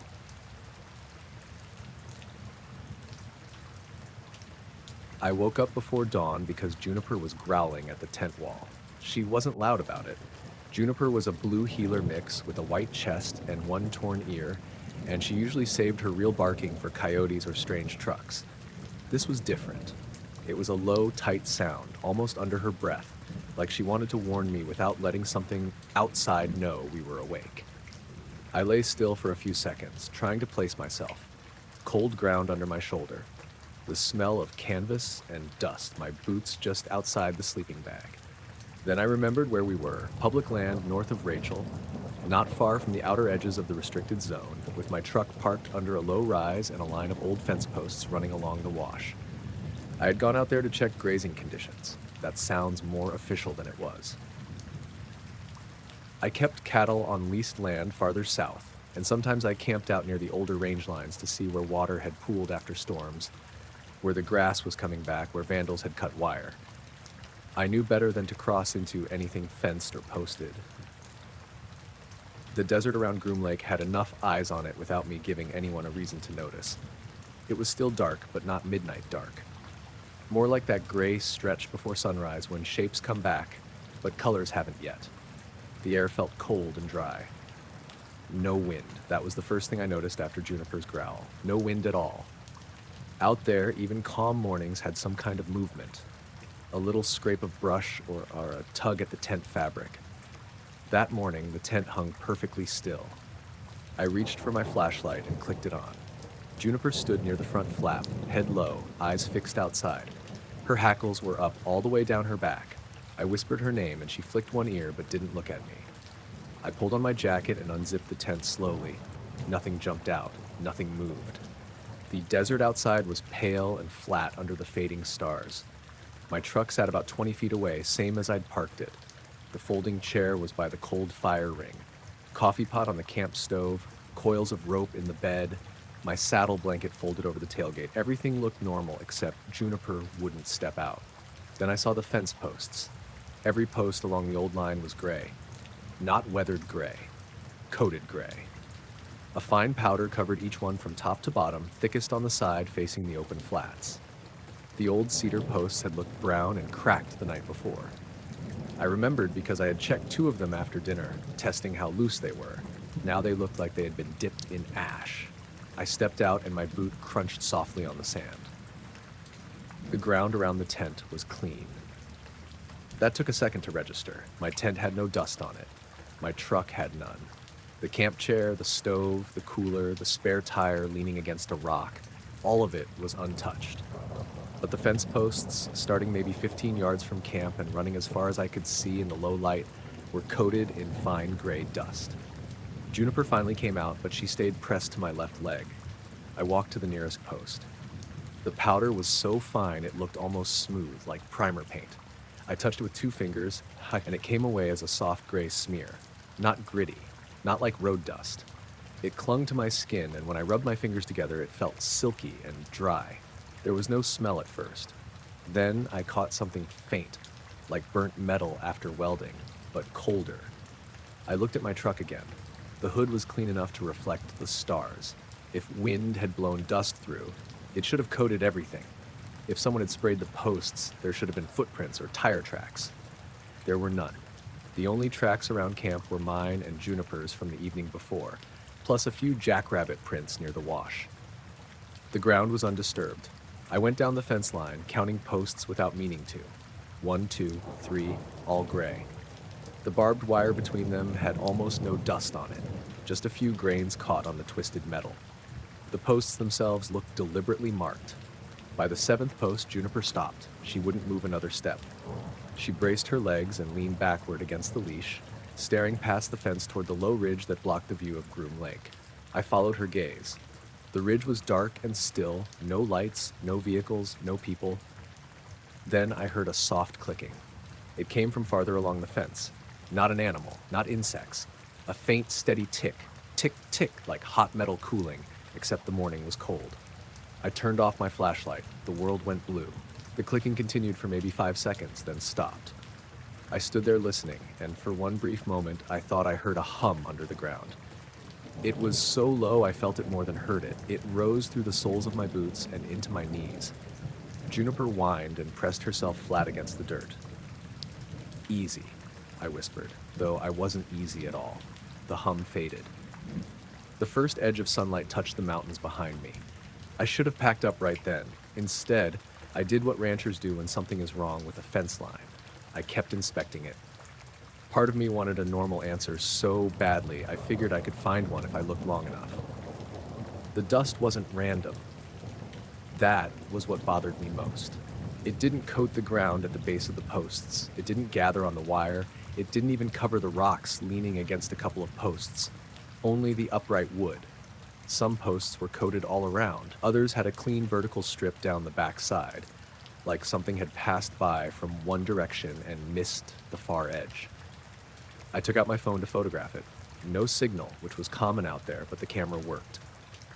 I snapped 3 pictures of the nearest posts, then one of my clean truck hood for comparison. When I opened the gallery, the truck photo was there. The post photos were blank gray rectangles. I thought my phone had glitched, so I took another photo. Same thing. Gray rectangle. I tried video.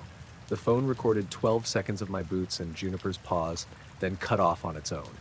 Battery dropped from 63% to 8. I put the phone away. The sky was brighter now. I could see the whole stretch of fence curving toward a dry wash. The gray coating continued maybe a quarter mile, then stopped all at once. Posts beyond that looked normal. Brown, cracked, sun-bleached. The transition was sharp. One post coated, the next clean. That made no sense. I walked to the last gray post and noticed something at its base. The ground there had a shallow, circular impression around the wood, maybe 3 feet wide, not deep enough to call a hole. Just a pressed ring in the sand, like someone had lowered a heavy drum over the post and lifted it again. I checked the next coated post. Same ring. The one after that, too. Juniper wouldn't come near those rings. I was crouched beside one when a truck engine started somewhere beyond the ridge. I froze. The engine idled for a few seconds, then shut off. No headlights showed, no dust plume, just the sound muffled by distance. It could have been a ranch truck. It could have been military. It could have been my imagination filling in gaps. I stood and scanned the ridge. A white shape moved along the top for half a second. Maybe a truck. Maybe a rock catching sunrise. Then it was gone. That was enough. I walked back to camp fast, Juniper practically dragging me. My hands shook while I rolled the sleeping bag. I kept looking over my shoulder at the fence posts, which were glowing faintly in the early light, not from inside, just the way pale dust catches sunrise. As I packed, small things felt off. My coffee pot was cold but had condensation on the inside of the lid, even though the night had been dry. The compass clipped to my backpack pointed north, but the needle trembled whenever I held it facing the fence. My wristwatch had stopped at 3:17. The truck clock said 5:49. The sunrise said it should have been closer to 6:10. I checked the ground around camp one more time. Still no dust on anything. Not even on the top of the tent where it should have settled if it had fallen from above. I took a plastic sandwich bag from the cooler and scraped some of the gray powder off the nearest post with my pocket knife. The dust slid into the bag in a thin ribbon, almost like flour. I sealed it twice and put it in the glove box. Juniper didn't like that. She stared at the glove box and growled until I shut the truck door.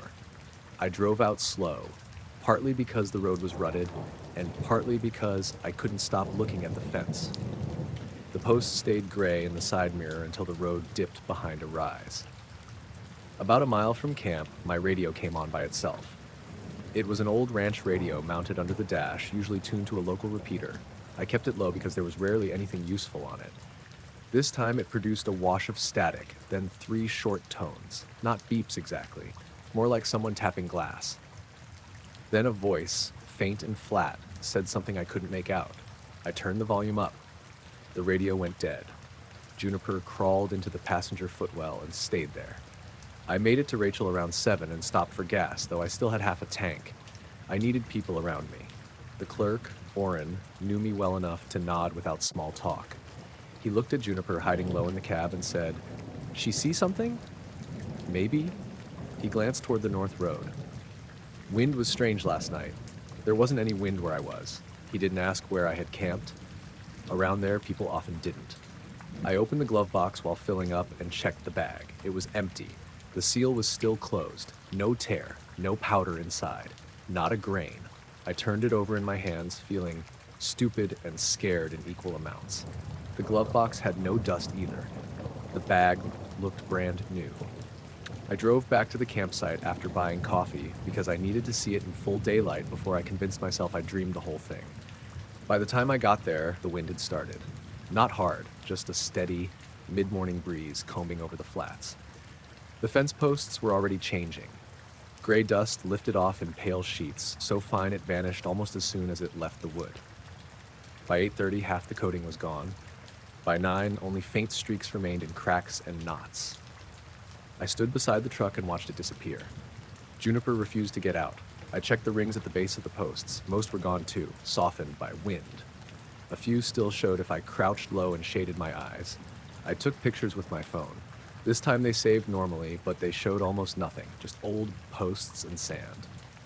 At 9:40, a white pickup appeared on the ridge. It didn't come down the road. It just stopped at the high point facing my direction. Too far to see who was inside. No markings, no dust plume behind it, which meant it had either been there longer than I realized or had come up from the other side. I raised one hand, a normal ranch wave. The truck didn't move. I got into my truck. The white pickup backed away from the ridge and disappeared. I drove home before noon. My place was outside Alamo, small house, corrals, workshop, feed shed, familiar things. Juniper jumped out of the truck and went straight to the water trough. I unloaded gear, shook out the tent, checked the truck bed for dust. Nothing. That evening, while feeding, I noticed Juniper standing by the fence behind the barn. She stared at the posts. They were normal cedar posts, newer than the ones near Groom Lake, set by me and my brother 5 years earlier. No dust on them, no rings in the dirt. Still, she stared. I went over and crouched beside her. The air smelled faintly metallic. I touched the closest post, clean wood, rough grain, warm from the day. Then, just before sunset, a fine gray line appeared down the center of it, thin as pencil dust. It formed from top to bottom while I watched, like powder settling from air that wasn't moving. Juniper backed away. By full dark, the line had faded. I left the porch light on all night. The next morning, there was no gray dust anywhere. The post looked clean. The yard was normal. The truck started fine. My phone worked, but my wristwatch, the one that had stopped at 3:17, started ticking again while it was sitting on the kitchen counter. It was still set to 3:17. I first heard my own voice come back to me during a routine repeater test at 1:32 in the morning, sitting alone in the communications trailer on the north service side of the base. I had said, "Comms trailer to relay 3, signal check." And 5 seconds later, through the speaker above the rack, my own voice answered, "Comms trailer to relay 3, signal check." Only it wasn't quite my voice. It was lower, slower, like somebody had recorded me on bad tape and played it back through a pipe. I sat there with my thumb still on the mic button, staring at the speaker grill. The channel went quiet. I waited, then keyed up again. Relay 3, identify source of repeat. 5 seconds. Relay 3, identify source of repeat. Same words, same rhythm. Same slight drag at the end of each phrase, like the voice had to pull itself through static before reaching me. I pulled my hand off the mic. I worked as a civilian communications technician, contracted to maintain radios, repeaters, fiber runs, backup links, emergency channels, the unglamorous stuff. I didn't work on secret aircraft or anything people imagine when they hear Area 51. I sat in little rooms full of humming racks and dust, swapped boards, checked signal levels, and filled out maintenance logs no one read unless something failed.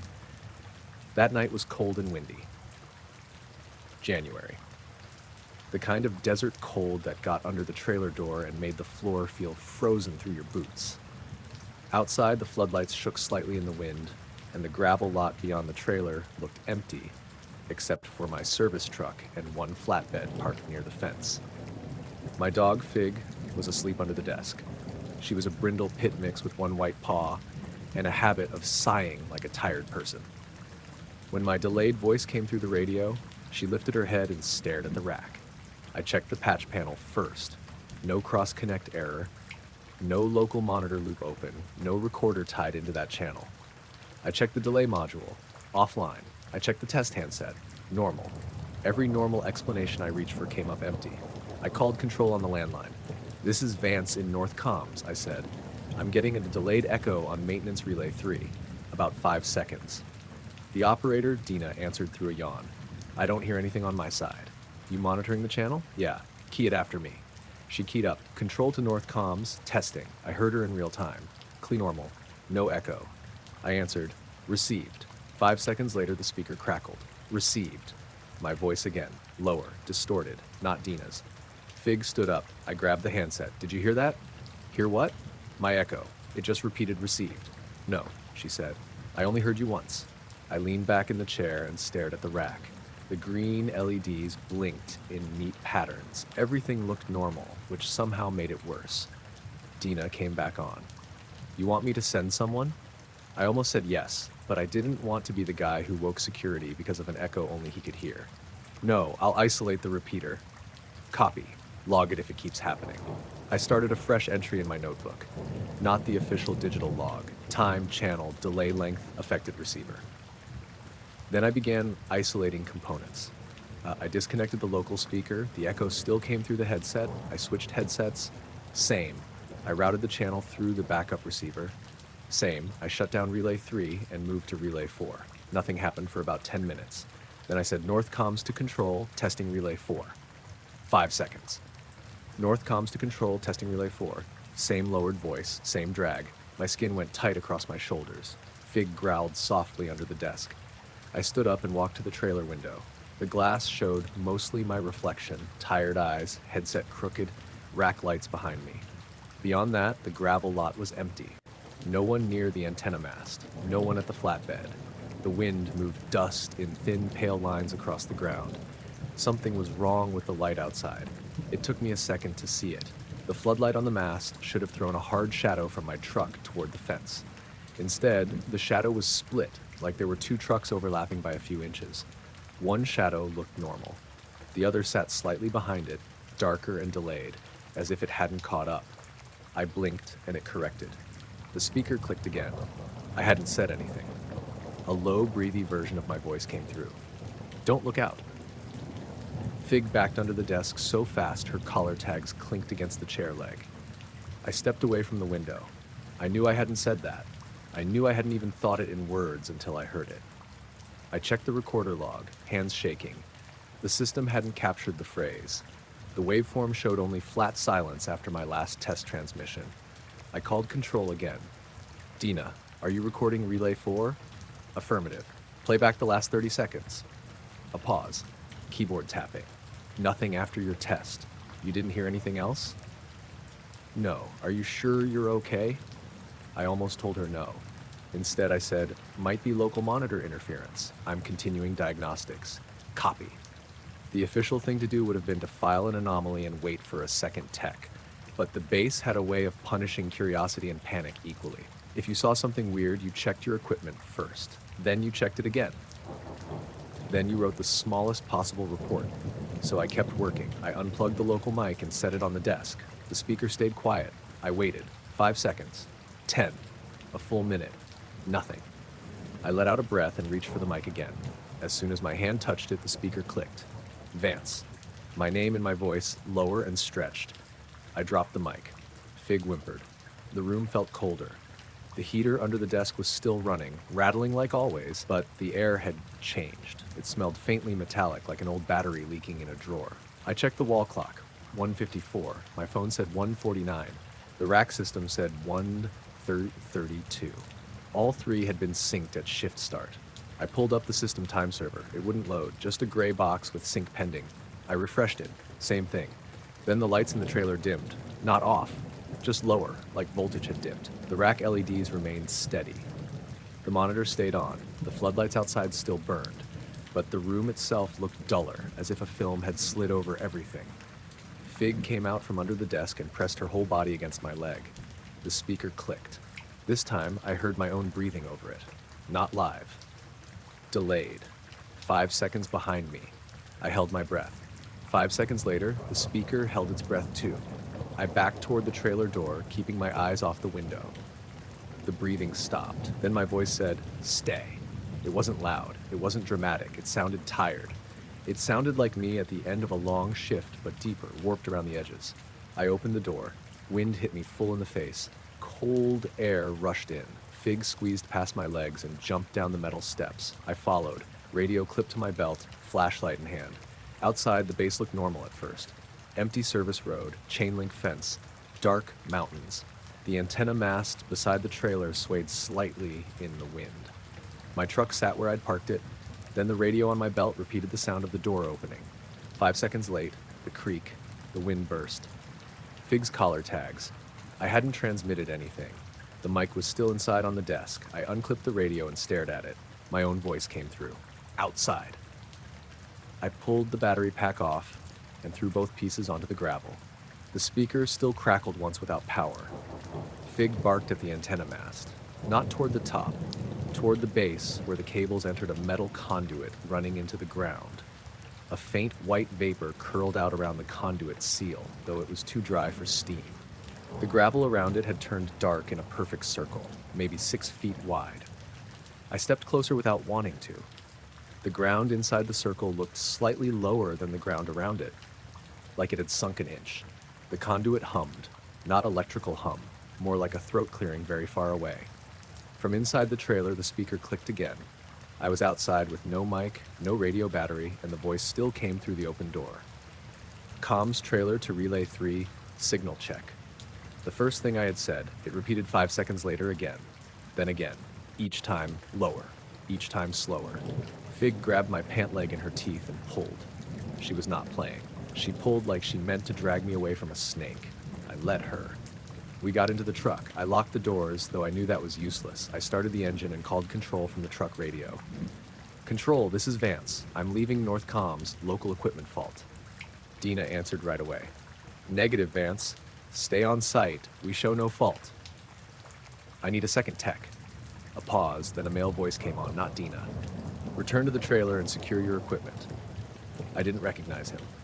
"Identify," I said. No answer.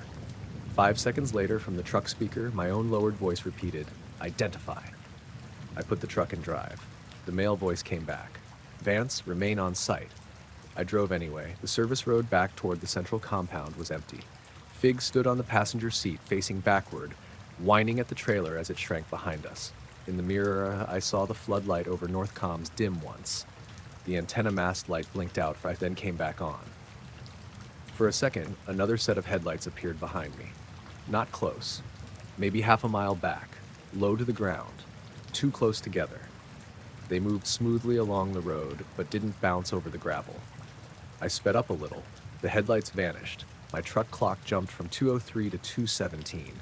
I reached the security office at 2:19, shaking badly enough that I had trouble signing the incident sheet. 2 guards went to North Comms with another technician. I waited in the break room with Fig under my chair. They came back 40 minutes later.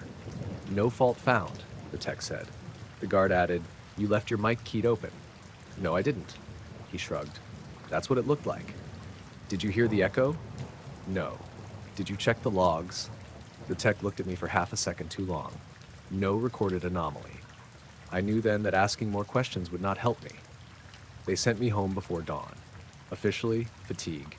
Unofficially, I think they wanted me away from the equipment until somebody decided what story to tell. I drove back to Alamo with Fig curled on the seat, nose tucked under her. The sky turned pale over the desert. Trucks passed, gas stations opened. Morning made everything look flat and ordinary. At home, I fed Fig and took a shower so hot the bathroom mirror fogged. I slept on the couch for maybe 2 hours. I woke when my old handheld scanner in the kitchen clicked on.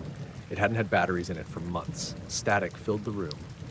Then my voice came through, 5 seconds delayed from words I hadn't said yet. Fig, stay. Fig lifted her head from the rug. 5 seconds later, I heard myself whisper from the hallway, Fig, stay, but my mouth was closed. I first noticed it off my left wing while I was flying the survey line north of Tikaboo, just under a low ceiling of gray clouds that had been sitting over the range all morning. It was 9:14 a.m., cold for late spring, with rain falling in thin curtains over the mountains but not quite reaching the valley floor. The air was bumpy enough to be annoying but not dangerous, and I had one hand on the yoke, one hand resting near the tablet strapped to my knee. The job was simple. Fly parallel to restricted airspace, stay outside the line, collect imagery for a utility survey, go home. I flew a Cessna 206 with a camera port in the belly and enough fuel to be boring about it. I had done work near the Nevada Test and Training Range before. Everybody who did that kind of flying knew the routine. You kept your transponder on, stayed where you were supposed to stay, answered radio calls clearly, and didn't drift. My observer that day was supposed to be a guy named Ryan, but he'd gotten food poisoning in Tonopah the night before, so I flew alone. I didn't mind at first. I liked solo survey flights. No chatter, no one bumping the camera rig, no one asking if turbulence was normal every 5 minutes. Just headings, altitude, engine noise, and the desert passing underneath. The dark object showed up when I turned onto the second line. At first I saw it only in the side window, low under the clouds, maybe 2 miles out. It was on the restricted side of the border, which was why I didn't care much at first. That airspace was full of things that weren't my business. Aircraft, drones, whatever. If it stayed over there, I stayed over here. But after a few minutes, I realized it was matching me.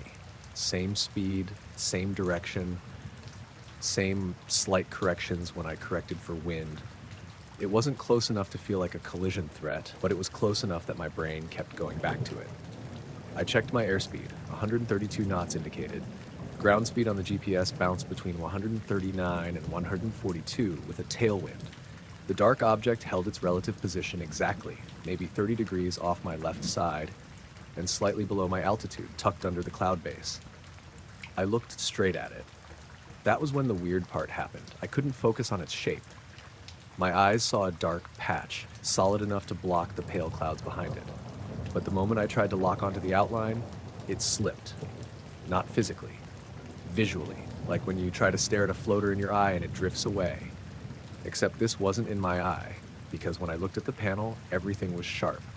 When I looked at the mountains, sharp. When I looked back at the object, the edges wouldn't hold still. I blinked hard and leaned toward the window. It might have been oval, or triangular, or just a shadow. I couldn't tell.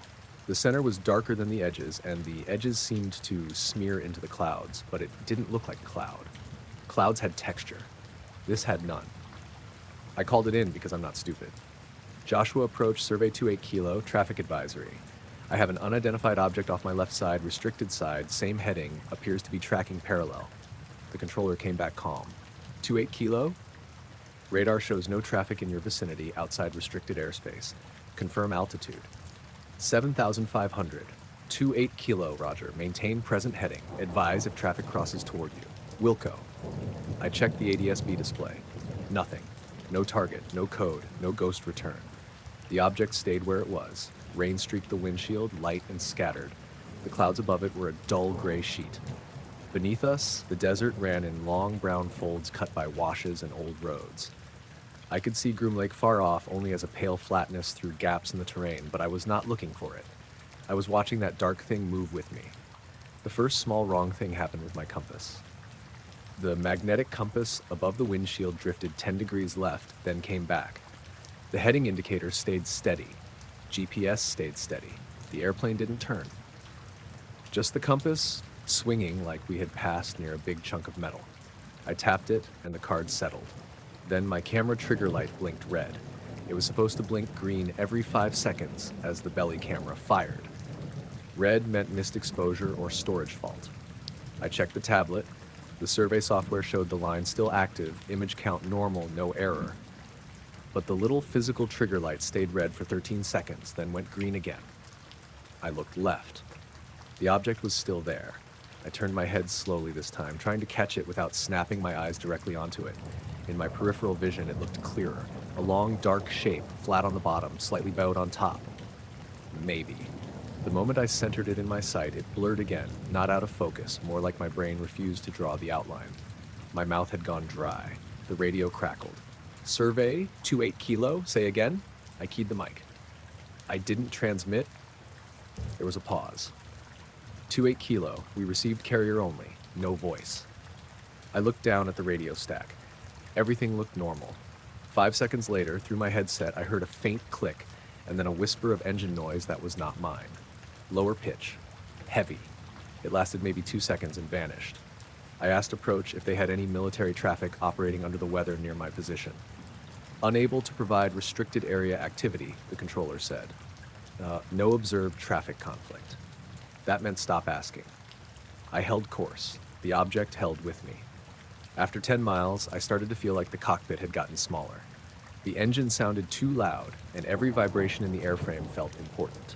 I kept checking fuel pressure, oil temp, voltage, vacuum, all the boring gauges that told me the airplane was still an airplane. They were fine. Except the outside air temperature gauge dropped. It had been 39 degrees.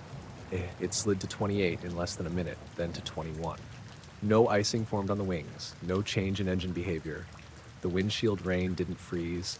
The cabin didn't get colder. The gauge just showed a temperature that didn't match the world. Then it went blank. My left ear filled with pressure, like descending too fast, though I was level. I swallowed and looked left again. The object had moved closer. Not much. Maybe half a mile. It was still on the restricted side, still below the clouds, still matching my speed perfectly. But now I could see the clouds behind it bending slightly around the edges. The rain falling in that area did not fall straight. The streaks curved inward, then straightened after passing below it. I had a camera with a long lens on the passenger seat, meant for backup documentation on the ground. I thought about grabbing it. I even reached for it. The object shifted. I don't mean it turned toward me. I mean the dark patch changed its position in relation to the background without appearing to travel through the space between. 1 second it was slightly behind my wing. The next, it was even with it. Same distance, same blur. I put my hand back on the yoke. Survey 28 kilo to approach, I said. I'm discontinuing the line due to weather and returning to Tonopah. The controller answered, 28 kilo, roger. State intentions. Right turn heading 085, then direct to Tonopah when clear. I began a shallow right turn away from the restricted side. The object turned with me. That was the moment I got scared in a way I hadn't let myself be yet. Until then, it was parallel. Strange, but parallel. When I turned, it should have stayed on its course and slid back behind me. Instead, it matched the arc, staying off my left side as if it was tied to me with an invisible pole. My GPS track curved. The object curved. My airspeed stayed at 132 knots. I looked straight ahead and focused on flying. The headset filled with static, then a tone, soft and steady. It wasn't the stall horn. It wasn't an ELT. It sat under the engine noise and made my teeth feel wrong. The tablet map flashed once. For a split second, the restricted area boundary line moved. It shifted right, placing my airplane inside the red zone. Then it snapped back to where it belonged. The GPS position hadn't changed. I said out loud, nope, not today. I banked a little steeper. The object remained with me for another minute, maybe two. Then it slowed. Or I sped up. I don't know, it slid backward in the side window, still blurred when I looked at it, clearer when I didn't. It moved into a darker patch of cloud shadow and should have disappeared, but I could still sense it there, a dark absence under the ceiling. Then it was gone. Nothing flew away, nothing dropped. No flash, no acceleration, no dramatic exit. I looked left and there was only cloud, rain, mountains, and empty air. I kept flying. Approach asked if I needed assistance. I said no. My voice sounded normal, which surprised me. The outside air temperature gauge came back at 38 degrees. The compass steadied. The camera trigger stayed green. I landed at Tonopah a little after 10:20. My legs felt shaky when I climbed down from the cockpit, but I acted normal because there were people around, and I didn't want the airport mechanic asking why I looked like I'd seen my own funeral. My dog, Olan, was waiting at the little rental house with my wife's cousin, Sela. He was a sandy-colored lurcher mix with long legs and a thin face. The kind of dog people always thought looked nervous even when he was calm. When I walked in, he didn't greet me. He stood in the hallway and stared at my flight bag. Sela said, "He's been weird all morning." I set the bag down. Olin backed away. I checked the camera data that afternoon. Most of the survey line was fine. Images before the object showed desert, washes, utility corridors, all normal. Then, for nearly 20 miles, every frame had a dark smudge in the upper left corner. Same relative position, same size. Not dust on the lens because the ground beneath it shifted properly from frame to frame. The smudge stayed fixed in relation to the aircraft, not the terrain. When I zoomed in, there was no shape, just dark pixels and a slight bend in the cloud texture around them. The flight log had a gap. From 9:18 to 9:31, the GPS points were there, but the altitude field read 000. The aircraft never descended. ATC never said anything. My altimeter never moved. But the recorded data claimed that for 13 minutes I had flown level at no altitude at all. The audio recorder was worse. I had a cockpit recorder running for survey notes. Most of the flight was engine noise and radio calls. During the part where the object tracked me, the engine sound developed a second layer, lower and slower, like another aircraft was flying close formation but out of sync. Under that, faintly, was my own breathing. At 9:24, my voice said, "Nope, not today." I remembered saying that at least 5 minutes later during the turn. I sent a sanitized report to the company. Possible untracked traffic near restricted boundary, mission discontinued due to weather, data irregularities present. My manager, Kesh, called me an hour later. "Do you want to amend this before I forward it?" he asked. "No," he sighed. "You sure it wasn't weather?" "I hope it was." He didn't like that answer. The next morning, 2 men I didn't know came to the hangar. They wore plain jackets and asked for the raw camera drive. Kesh handed it over. They didn't ask me questions. They didn't need to. One of them looked at the Cessna's left wingtip for a long time, then wiped his finger along the leading edge. When he walked away, I checked it myself. There was a thin line of dark dust on the white paint, right where rain should have cleaned it off. I rubbed it between my fingers. It felt smooth, not gritty, and left a faint gray stain under my nail. I flew again 2 days later, but not near the boundary. Clear skies, calm air, easy job over a mining road. Nothing happened. Still, every time I turned my head to the left, my eyes had trouble focusing for half a second, like they expected something to be there and didn't know how to prove it wasn't. That evening, I drove home to our place outside Beatty. Olin rode in the back seat, quiet the whole way. Just before sunset, we passed a low bank of clouds hanging over the ridge west of the highway. Olin stood up and stared out the left window. I looked too. For maybe 3 seconds beneath the clouds, a dark patch moved parallel to the road, matching my speed. When I turned my head directly toward it, my eyes slid off its shape. I pulled over and sat there with the engine running until the road behind me filled with normal headlights. I found the footprints at 2:11 in the morning, right after I finished buffing the hallway outside the records annex. The floor had been dry enough to squeak under my shoes. I remember that because I had just leaned on the handle of the buffer and admired it for about 3 seconds, which was the only nice part of that job. A clean strip of wax tile under fluorescent lights could make even a dead government hallway look sharp. Then I turned around and saw wet prints crossing it. They started at the east wall where there was no door. That was the first thing I noticed. I worked overnight janitorial on the less exciting side of the base, the part with offices, storage rooms, break areas, and locked doors I never had keys for. I wasn't military. I wasn't a contractor with clearance for anything people would care about. I emptied trash, cleaned bathrooms, mopped dust out of corners, and pretended not to read labels when somebody forgot to flip folders face down. This was late September, during one of those dry, warm nights where the desert never cooled off properly. No rain for weeks. No puddles outside. No reason for water anywhere except sinks, toilets, and the bucket on my cart. The records annex was a long beige building with narrow windows, set behind 2 fenced lots and a communications trailer. It was quiet even by night shift standards.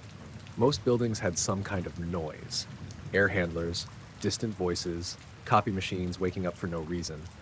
The annex had a heavy silence to it, like the walls were packed with insulation. My cart sat by the janitor closet with my mop wringer, trash liners, spray bottles, and my little radio. The hallway stretched maybe 80 feet from a locked double door at one end to a fire exit at the other. The wet footprints crossed from the blank east wall toward the middle of the corridor. There were 8 prints, bare feet, not boot prints, not shoe tread. Toes, arches, heels, adult size, narrow, clear enough that I could see the shape of each toe pressed in water on the polished tile. They stopped in the middle of the hallway. No turn, no fade, no smear. Just left foot, right foot, right foot, then nothing. I stood there with the buffer still humming at my side.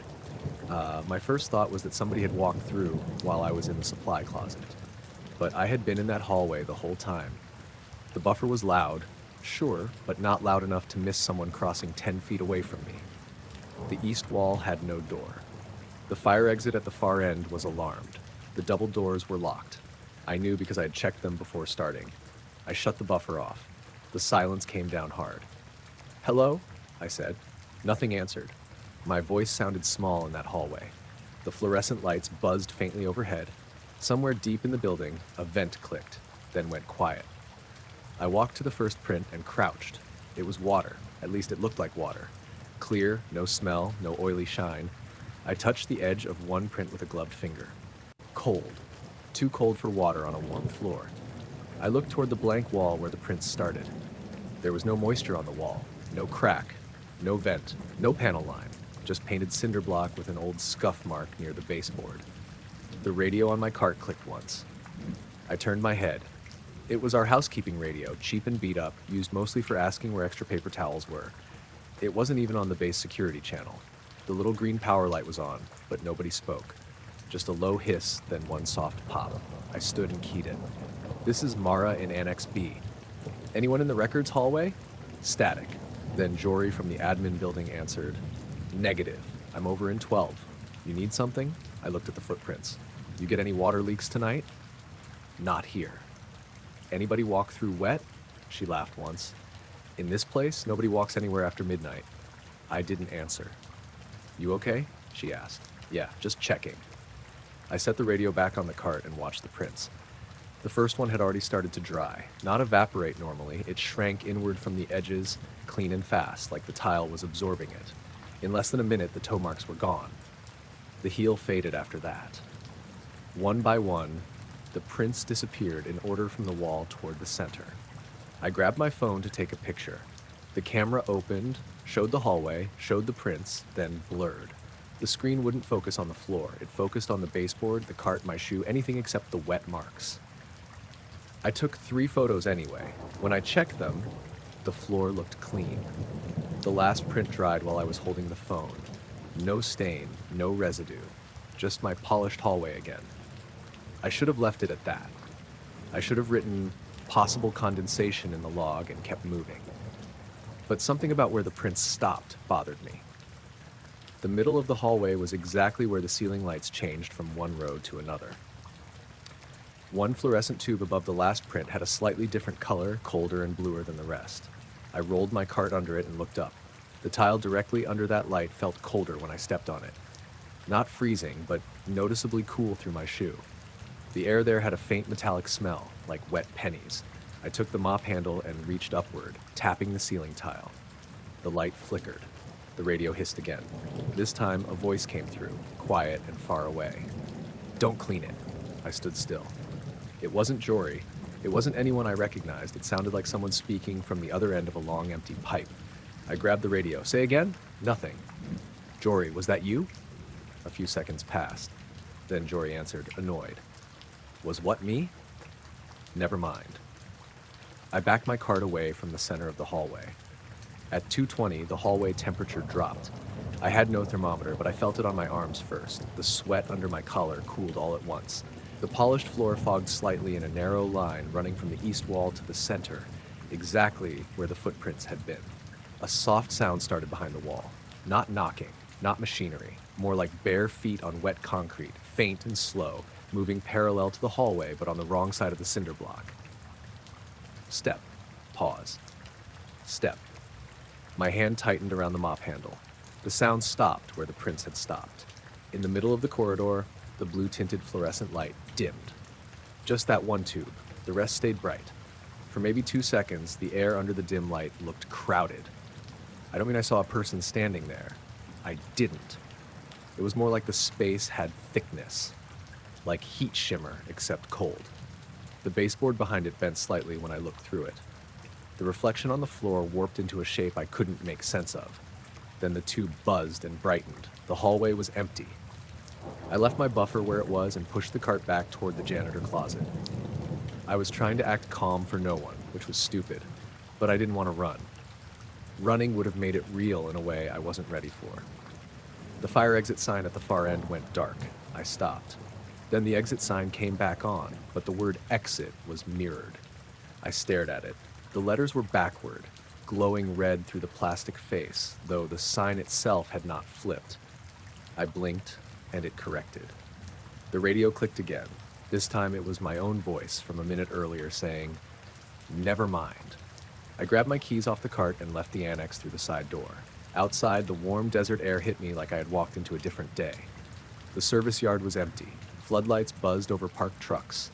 The sky was clear. No clouds, no rain, no moisture anywhere. I locked the door and stood there breathing.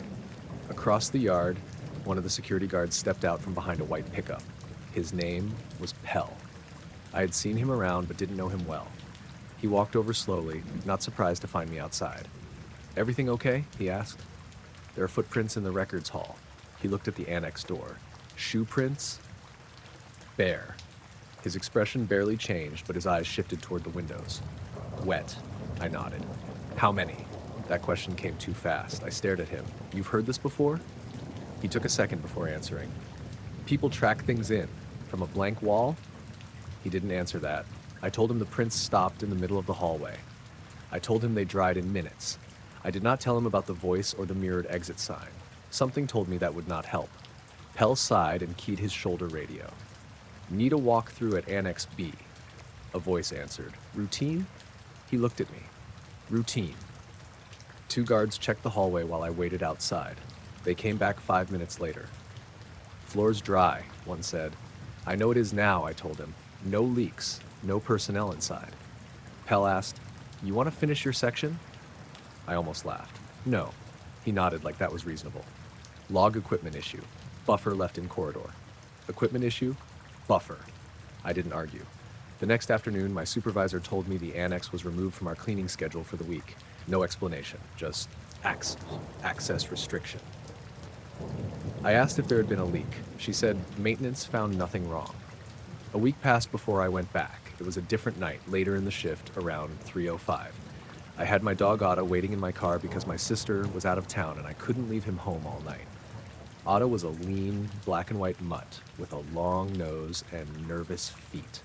He usually slept through my shifts in the back seat. That night, when I parked near the annex, he sat up and stared at the building. I told myself not to be ridiculous. The hallway looked normal when I went in. My buffer was gone. The floor had been waxed again by somebody else. The lights buzzed. The exit sign faced the right way. I emptied 2 trash cans and replaced the liners. Then I saw moisture forming on the tile near the east wall. Not dripping, not spreading from a spill. It appeared in the shape of a left foot, then a right, then another left. I backed up until my shoulders hit the opposite wall. The prints formed one by one, walking away from the blank wall toward the middle of the hall. No one stood in them. No sound accompanied them at first. Just wet, bare footprints appearing on the polished floor in a slow, steady line. This time there were 9. The extra print formed beyond the place where they had stopped before. The blue-tinted light dimmed. I couldn't move. The air under the light bent slightly, and for a second, I saw something reflected in the floor that was not visible above it. A thin, dark shape, standing too close to me with its head angled down as if looking at the prints. My radio hissed. Jory's voice came through, though she wasn't working that night. "Mara, don't clean it." I dropped the radio. The prints began drying from the wall end, one by one.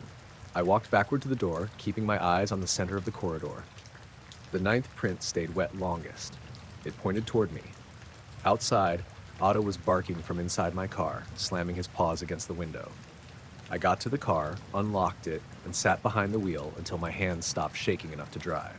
Otto climbed into my lap, all 40 pounds of him, trembling against my chest. I made it home before sunrise. My apartment in Alamo was quiet, normal, too warm. I showered and put my work clothes in a garbage bag instead of the hamper. Otto followed me from room to room, refusing to let me out of sight. Around 7:30, after the sun was fully up, I found one wet footprint on my kitchen floor. Bare, narrow, clear. It sat in the middle of the tile, not leading from anywhere, not going anywhere. Otto stood in the doorway and whined while it dried. I smelled it before I saw anything wrong with the truck. It was just after 11 on a Thursday night, cold enough that my breath showed under the yard lights, and I was walking the transport row with a flashlight and a clipboard, checking battery tenders before the morning crew came in. The smell was faint at first. Burnt, wire, maybe hot dust on an exhaust manifold, that sharp electrical stink that makes every mechanic stop moving for a second. I turned toward it and saw Vehicle 27 sitting exactly where it always sat. It was a long gray transport, boxy and ugly, one of the enclosed cargo trucks used for moving equipment between buildings. No markings except a small black number on the bumper and a barcode near the driver door. It had been parked along the south fence for at least 5 days. I knew because I had written it up Monday for a weak rear marker light, and nobody had moved it since. The engine was cold. I put my hand on the hood first, then on the exhaust stack, then on the wheel hub. All cold. The truck had not been started recently. No heat shimmer, no ticking metal, no warm rubber smell, just that faint burning odor hanging around it like something inside had been running hot and had quit the moment I came close. I worked as a civilian truck mechanic on the base, not military. My contract said fleet support. That meant oil leaks, starter issues, tires, brake lines, dead batteries, and drivers who swore they hadn't hit anything. Most of the vehicles I touched were normal enough. A truck was a truck even out there, and I liked that. Metal, bolts, fluids, wires, things made sense if you got dirty enough finding the problem. Vehicle 27 didn't make sense. I popped the hood and shone my flashlight inside. Nothing looked burned. No melted insulation, no smoke, no nesting material on the manifold. The battery cables were clean. The alternator belt looked fine. I sniffed around the fuse box and relay panel, but the smell wasn't stronger there. It was strongest near the back of the truck. I walked around to the rear cargo doors. They were sealed with a numbered cable tag, same one I'd seen earlier that week. I wasn't cleared to open that compartment without a work order and escort. That was normal for some transports. They moved sealed equipment, and I fixed the mechanical parts, not whatever they carried. The smell sat in the air behind those doors. Not smoke exactly, more like burned hair mixed with hot metal. It made my throat tighten. My dog Sable was in my service pickup about 30 feet away. She was a lean black mutt with tan eyebrows and one white toe, old enough to be calm but still nosy. I usually brought her on overnight fleet shifts because the supervisor didn't mind, and she was better company than the vending machine. She had been asleep across the bench seat. When I walked to the rear of Vehicle 27, she stood up and pressed her nose to the closed window. I heard her whine through the glass. I keyed my radio. "Fleet 2 to yard office." My coworker Varro answered. "Go ahead." "Vehicle 27 smell hot to you earlier?" "Hot how?" "Burning. Electrical maybe." "That one hasn't moved." "I know." A pause. "Battery tender?" "No tender on it." "Want me to come out?" I looked at the sealed rear doors. "Yeah." Varro came out in a jacket, carrying coffee in one hand and a thermal gun in the other. He was a good mechanic, older than me, quiet, hard to impress. He walked around the truck once, sniffed, and looked at me. "Smells like a clutch smoked," he said. "It's automatic." "Yeah." He checked the hood, tires, hubs, battery, same as I had. Everything was cold. He aimed the thermal gun at the engine block. 42 degrees. Rear axle, 41. Cargo box, 43. Then he aimed it at the seam between the cargo doors. The screen flashed, went blank, and rebooted. Varro stared at it. That's new. He tried again. Same thing. Blank screen, restart. My radio crackled in my hand, though nobody had keyed up. A short hiss came through, then a sound like someone dragging a metal chair across concrete very far away. Sable barked once from the pickup. Varro glanced at her. Dog doesn't like it. She doesn't like the smell. He stepped closer to the rear doors and put his ear near the seam. I was about to tell him not to, though I had no good reason, when he jerked back. What? I asked. He looked annoyed, mostly at himself. Thought I heard tapping. From inside? He didn't answer. We stood there under the floodlights, both listening. The transport row was quiet, except for the wind rattling a loose chain on the fence and the low hum of lights over the motor pool. Beyond the fence, the desert was dark. Beyond that were the hills and the parts of the base I never got near. There were no people around, no forklifts, no engines running. Then the smell faded, not slowly. It was there, then it thinned, then it was gone. Varro sniffed once. You smell it now? No. He walked around the back again. Me neither. We logged it as possible intermittent electrical odor, no source found. That was the safe kind of sentence. It sounded useful and said almost nothing. The next morning, the day shift found nothing wrong with Vehicle 27. They checked the harness, batteries, relays, brake system, exhaust, cargo box exterior. No burn marks, no heat damage, no odor. The sealed tag on the rear door was still intact. I forgot about it until the next Thursday. Same time, almost exactly. 11:07 p.m., same smell. I was outside changing a headlamp bulb on a utility van when it reached me. Faint at first, then stronger when the wind shifted. Burnt wire and hot metal. I already knew where it was coming from before I turned. Vehicle 27, still parked in the same row. Still cold. I walked over slower that time. Sable was with me on a leash because she had been restless all evening and refused to stay in the pickup. As soon as we got within 20 feet of the transport, she stopped and dug her paws into the gravel. The smell was thicker than before. I checked the hood. Cold. Wheels. Cold. Exhaust. Cold. I aimed a fresh thermal gun at the cargo door seam. It read 41 degrees, then 189, then 902, then shut off. Sable growled. A small dark stain had appeared in the dust beneath the rear bumper. I crouched and touched it with a gloved finger. Dry. Not oil, not coolant. It looked like soot, but felt too smooth, almost silky.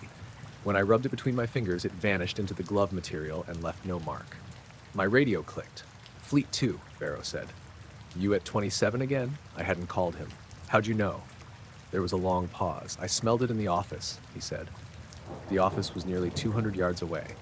He came out, and this time he brought the duty supervisor, Kellen Marr. Kellen didn't like anything that made paperwork. He walked straight to the truck, sniffed once, and frowned. This vehicle is deadlined, he asked. Not officially, I said. It just hasn't moved. Why? I checked the clipboard. No driver request. He stared at the sealed cargo doors. Who owns the load? I shrugged. Not us. Kellen got on the phone, not the radio, his secure desk phone inside the yard booth. Varro and I stayed outside by the truck. The smell pulsed in the air. That was the only way to put it. Stronger for a few seconds, weaker, stronger again. At 11:14, the rear suspension dipped, just a little. The truck settled maybe half an inch, like weight had been placed inside the cargo box. The shocks creaked softly. Varro saw it too. He stopped sipping his coffee. Tell me that was wind, I said. No. The smell got stronger. Sable pulled backward so hard the leash tightened around my wrist. Then we heard the tapping. 3 taps from inside the cargo box. Light, deliberate, like knuckles against metal.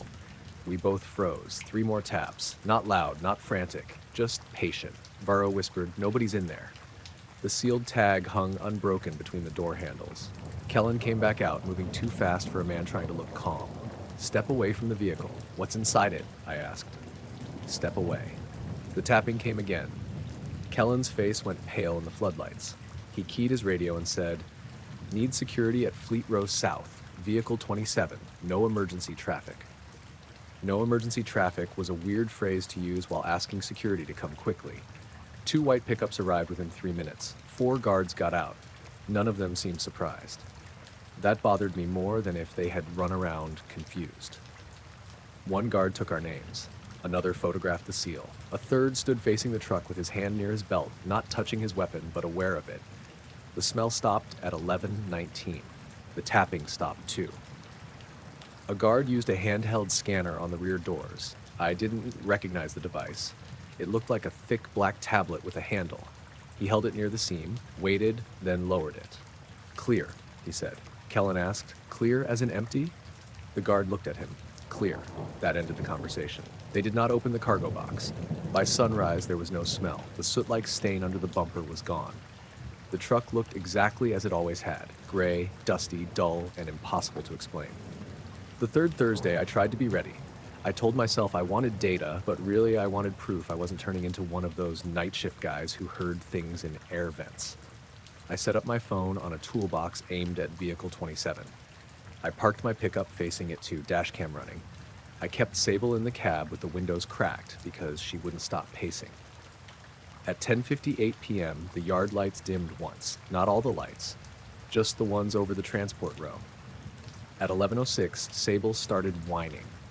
At 11:07, the smell arrived. I watched the truck from 30 feet away. Nobody approached it, no one touched it. The hood and cab were dark. The cargo doors were shut. The seal was intact. The smell spread across the gravel like warm breath. The phone screen froze. The dashcam light stayed on, but later the file would show only static from 11:06 to 11:20. The truck's rear suspension dipped. This time it stayed down. A thin line of condensation formed along the cargo door seam, not frost, just moisture shining under the floodlights.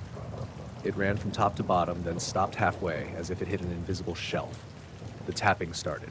3 taps. Pause. 3 taps. Then something heavier scraped inside. Sable barked from the pickup over and over, high and frightened. I backed up without realizing it. A voice came through my radio, but it wasn't on our channel. It was low and distorted, almost buried under static. "Do not open transport." I grabbed the mic. "Say again?" Nothing. Varro came out of the office. "Was that you?" "No." He looked at Vehicle 27 and stopped. The rear cargo box had a faint glow around its edges, not light spilling from inside. The seam itself looked dull orange for maybe 2 seconds, like metal heated from within, but when I aimed the thermal gun, it read 40 degrees. The orange faded. The burning smell thickened until my eyes watered. Kellen arrived with security again, but this time the guards parked farther away. No one approached the truck. At 11:18, the smell cut off. The suspension rose back up, slow and smooth. The condensation vanished from the seam. Kellen told us to leave the yard.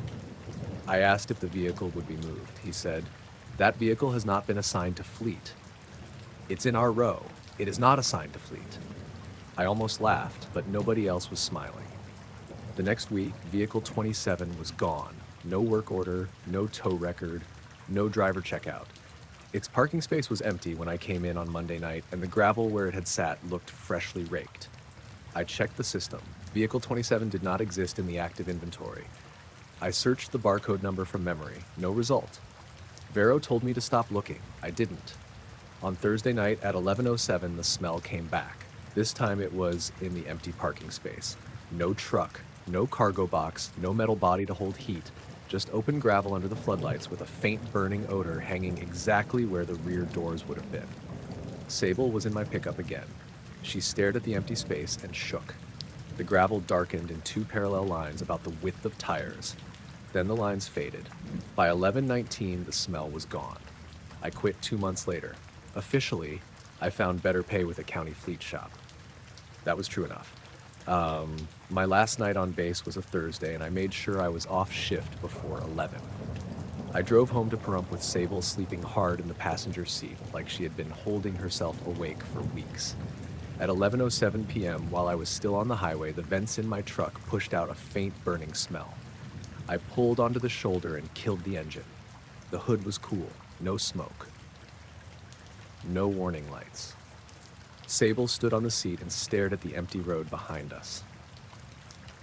For 12 minutes, the smell stayed around the truck, soft and steady. Then it disappeared before I could decide whether to call someone. When I got home, I parked in the driveway and left the windows open. In the morning, there was no odor at all. But on the asphalt behind my rear bumper, there were three small dark marks in a neat line, like fingertips pressed in soot. I noticed the still air because the windsock was trying to tear itself apart. That was around 4:40 in the afternoon, one of those ugly spring wind days where the whole desert looked like it was being sanded down. Gusts were pushing across the base from the southwest at 35 knots, higher sometimes, hard enough to make the observation trailer rock on its tires. Dust moved in sheets across the roads. Every loose cable slapped against metal. Even the big hangar doors gave off little groans when the gusts hit them. I was on weather watch, which sounded more important than it was. I was a civilian observer, contracted to log surface conditions, visibility, wind shifts, temperature, barometric pressure, and whatever else flight operations wanted tracked. Most of my day was staring at instruments and then staring out a window to confirm the instruments weren't lying. Out there, they lied more often than people thought. The first weird reading came from the sensor mast by Hangar 14. It showed 0 wind, not low wind, not calm for a second between gusts, 0. Every other mast on the field was jumping all over the place. West side showed 32 knots, gusting 40. South ramp showed 28, gusting 37. The tower roof sensor showed 34 steady. Hangar 14 showed 000 at 00. I thought the sensor had failed. I radioed maintenance. Weather trailer to field electrical, I've got a dead anemometer on the 14 mast. A tech named Lala answered through static. Copy. We're not going up in this wind unless ops screams. It's reading calm. Wish I was standing there. I almost laughed, then looked out through the trailer window. Hangar 14 sat about a quarter mile away, low and wide, painted the same flat beige as everything else. It wasn't one of the showy buildings near the main line. It sat back from the apron with two smaller utility buildings on one side and a fenced equipment lot on the other. I had never seen aircraft go in or out of it. Usually there were just trucks parked nearby and guards pretending not to watch anyone watching them. Dust was blowing hard across the whole area, except above Hangar 14. There was a narrow vertical column over it where the air looked completely still. I don't mean clear exactly. I mean the blowing dust wrapped around it and left a clean cylinder stretching upward from the roof. It was maybe 40 or 50 feet wide and went several hundred feet up, high enough that I couldn't see the top from where I stood without pressing my face to the glass. The dust moved around it like water splitting around a post in a creek. Nothing entered the column. Not dust. Not tumbleweed bits. Not loose paper. The air inside it looked empty and calm while the whole base around it was in chaos. I stood there with my hand on the radio, watching the wind carve a perfect, invisible shape over that hangar. My dog, Marnie, lifted her head from under the desk. She was a wiry little tan mutt with black around her muzzle and ears too big for her body. I wasn't supposed to have her in the observation trailer, but she had separation anxiety and the night supervisor liked dogs more than rules. She usually ignored wind, aircraft, alarms, everything. That afternoon, she crawled out slowly and stared through the same window. Her tail went low. I checked the mast reading again. 000 at 0. The camera feed from the ramp showed dust streaking sideways across the field. The feed from Hangar 14 was clear. Too clear. The image looked flat, like there was no weather there at all. I called operations. Ops, weather trailer, I'm seeing localized calm over Hangar 14. Field winds remain high everywhere else. The controller came back after a pause.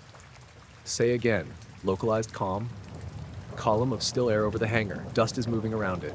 Another pause. Confirm you are reporting a dust devil? Negative. Opposite of that. I could hear background voices on their end, then the channel clicked off.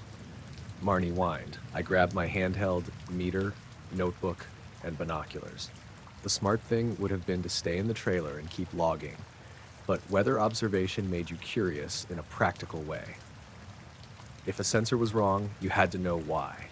If the air was wrong, you had to know that too. The wind hit me sideways when I stepped outside. Sand stung my cheek and got between my teeth. I pulled my hood tight and walked toward the service road, keeping one hand on the trailer rail. Marnie stayed behind the window, front paws on the sill, watching me like I was doing something stupid. The closer I got to Hangar 14, the stranger it looked. Dust raced across the road in front of me, low and fast. It rattled against parked trucks, hissed through chain link fences, and curled around barriers. But 20 yards out from the hangar, the dust began to curve. Not randomly. It bent in a clean arc, following the edge of the invisible column. I could see the boundary only because the dust refused to cross it. The air inside was still enough that a little scrap of white tape lay on the pavement without moving. Outside that boundary, I could barely stand upright. I stopped at the painted service line, maybe 60 feet from the hangar wall. My handheld meter spun in the gusts, 38 knots, then 41. I held it toward the column. The cups slowed. At arm's length into the edge, they stopped completely. I pulled it back. They spun again. I did that twice more because I didn't trust my eyes. Spinning. Still. Spinning. Still. My radio crackled. Weather, return to trailer. It was not operations. It was a voice I didn't know. I answered, identify. Static. Return to trailer. I looked toward the nearest security camera mounted on a pole. It was aimed at me, or at least it seemed like it. Behind it, the dust continued to split around empty space above the hangar. Something tapped on the roof of Hangar 14. One clean metallic knock, then another. Not from inside. From above, high on the roof, inside the column of still air. I raised the binoculars. The roof looked empty. No people. No equipment moving. No panels loose. The dust outside the column blew hard enough to blur my view, but the roof itself was perfectly clear. Even the grit that should have been sliding across it had stopped. The tapping came again, 3 times. Marnie barked from far behind me, muffled by the wind. I lowered the binoculars and realized my ears had popped. The pressure around the column felt different, not painful, just heavy, like being at the bottom of a deep pool. My eyes watered from the dust, but the tears on my face stopped moving when I stepped closer to the still boundary. That was when I saw the shadow. It was faint, barely there, stretched across the hangar roof. Not a normal shadow with edges. More like a darker patch in the sunlight, long and narrow, sitting inside the column. It moved slowly from one side of the roof to the other, but nothing above it moved with it. I looked up. The sky was full of dust haze, but no aircraft, no balloon, no drone. Nothing large enough to cast that shape. The shadow crossed the roof and faded. At the same time, the wind meter in my hand went dead. Not stopped from lack of wind. Dead. Screen blank. I hit the side button, and it flashed once, showing a temperature of 17 degrees. Then it shut off again. It was nearly 80 outside. My radio clicked. Do not enter the calm. This time the voice was lower. Close. Like it came from the speaker and from the air beside my ear at the same time. I backed up fast. The wind hit me again when I stepped fully out of the column's edge. Dust slammed into my legs. The radio hissed with normal chatter. The handheld meter turned back on and showed 79 degrees. Wind 36 knots. A white pickup rolled up from the north road, lights off. 2 security guys got out. One was older, heavyset, with a face red from the wind. The other was young and kept looking at the hangar, then away. The older one pointed at my trailer. You need to return to your station. I'm observing a weather anomaly. No, you're not. I laughed once because I thought I'd misheard him. What? He stepped closer. Your station is the weather trailer. I have an instrument reading 0 wind over an active field structure.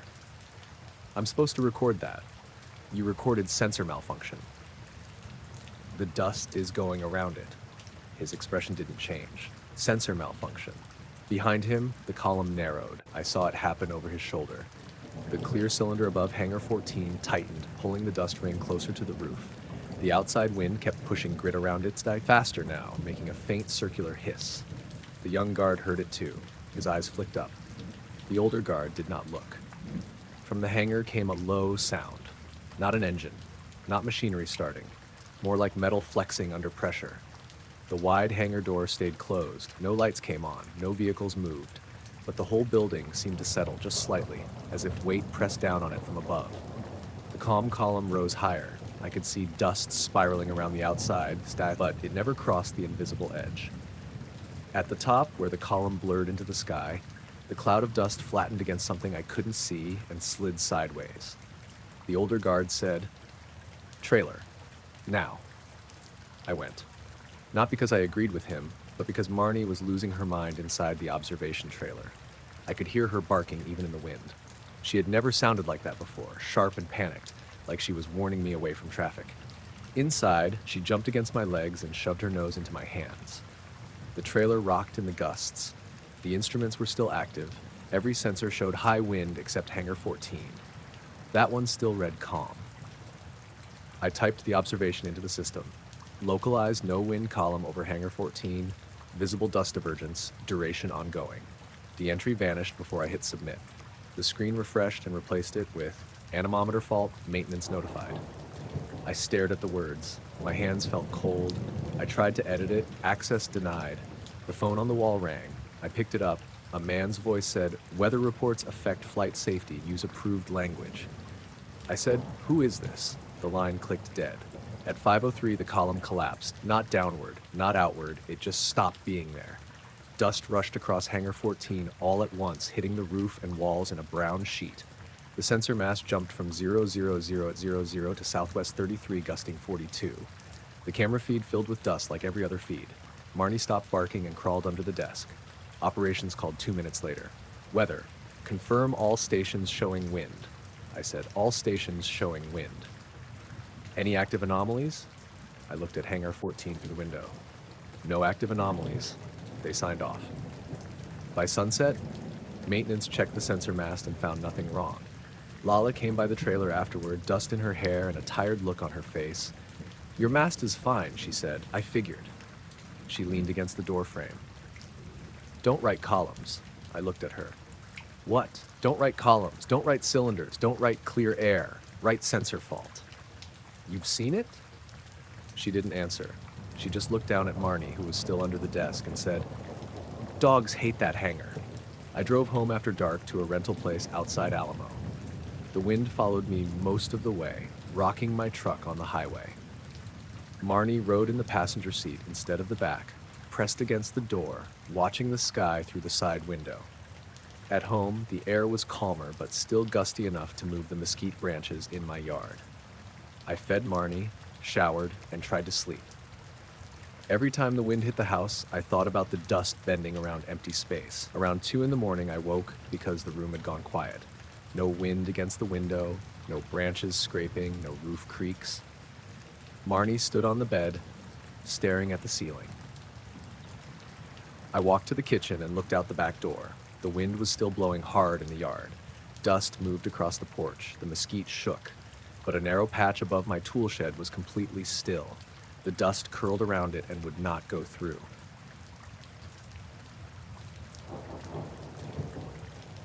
I first noticed the birds on camera 12 because they all turned at the exact same place. It was 6:18 in the morning, still dim but getting lighter, and I was sitting in the monitor room with a paper cup of bad coffee and one sleeve of crackers from the vending machine. I had been on shift since midnight. The room was cold like always, too much air conditioning for a space with no windows, and the only real light came from the wall of screens in front of me. Camera 12 covered the southeast service area, a boring stretch of road, utility trailers, 2 fuel sheds, and the side of a hangar that nobody used much. Beyond that was open desert and a low ridge. Birds came through there all the time at dawn. Ravens mostly, sometimes little brown birds I couldn't name, sometimes a hawk riding the warm air later in the day. That morning, a group of small birds flew in from the desert side, heading toward the base. They were low, maybe 20 feet above the ground, moving fast in a loose line. I watched them because there was nothing else happening. Then all of them snapped left at once, not banked slowly, not scattered. They reached a point in the air near the far corner of the unused hangar and changed direction like they had hit an invisible wall. I sat forward. The birds flew back toward the desert, flapping hard. Nothing visible had been in front of them. No tower wire, no antenna, no glass, no sudden vehicle. The camera showed empty air. I wrote it off at first. Birds do strange things. They see drafts and insects and predators we don't notice. I had worked security long enough not to make a report every time an animal acted weird.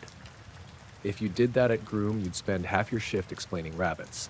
Then it happened again 6 minutes later. 3 ravens came from the north, drifting easy over the road. All 3 angled toward that same section near the hangar. Right before they crossed the corner, they jerked apart. One climbed sharply, one dropped almost to the ground, and one turned so hard its wings flashed white in the morning light. They circled wide and left the frame.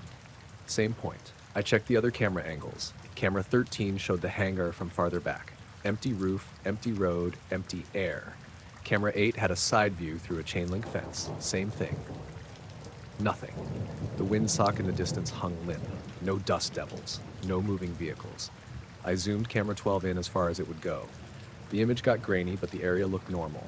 Pale gravel, beige wall, a shadow from the hangar, thin weeds near the fence, no wires, no cranes, no equipment. My partner that morning was Dario Bell, but he was downstairs doing a gate check. I was alone in the room with 12 monitors and a radio that hissed every few minutes. My dog, Rue, was asleep under the console. She was a small black mutt with gray around her muzzle and one cloudy eye. Too old for long hikes, but stubborn enough to follow me anywhere. She wasn't supposed to be in the monitor room, but night shift had its own rules. Rue usually ignored the screens. When the next flock came in, she woke up before I saw them. Her head lifted, and she stared at the wall of monitors. A dozen little birds moved across camera 12, from left to right, heading straight toward the hangar corner. I watched with my hand hovering over the keyboard. They hit the same invisible point and split away, every single one. The whole flock bent around an empty space shaped like nothing I could see. Rue made a low whine. I keyed my radio. Control room to patrol 2. Dario answered, go. You near the southeast service road? 5 minutes out. Why? Bird activity by hangar 19. They keep avoiding one spot. A pause. Bird activity? Just swing by when you can. He laughed once. You want me to question them? Just look at the air around the south corner. That made him stop joking. What do you mean, look at the air? I don't know yet. While I waited, I pulled up the environmental overlay. Temperature normal, wind light out of the west, no alarms from fence sensors, no radar flag on the local map. The system saw nothing. A raven landed on the roof of the utility trailer near the hangar. It hopped twice, then stood perfectly still facing that same section of air. After about 30 seconds, it opened its beak like it was calling, but the room audio didn't pick up anything. Then it flew off in the opposite direction.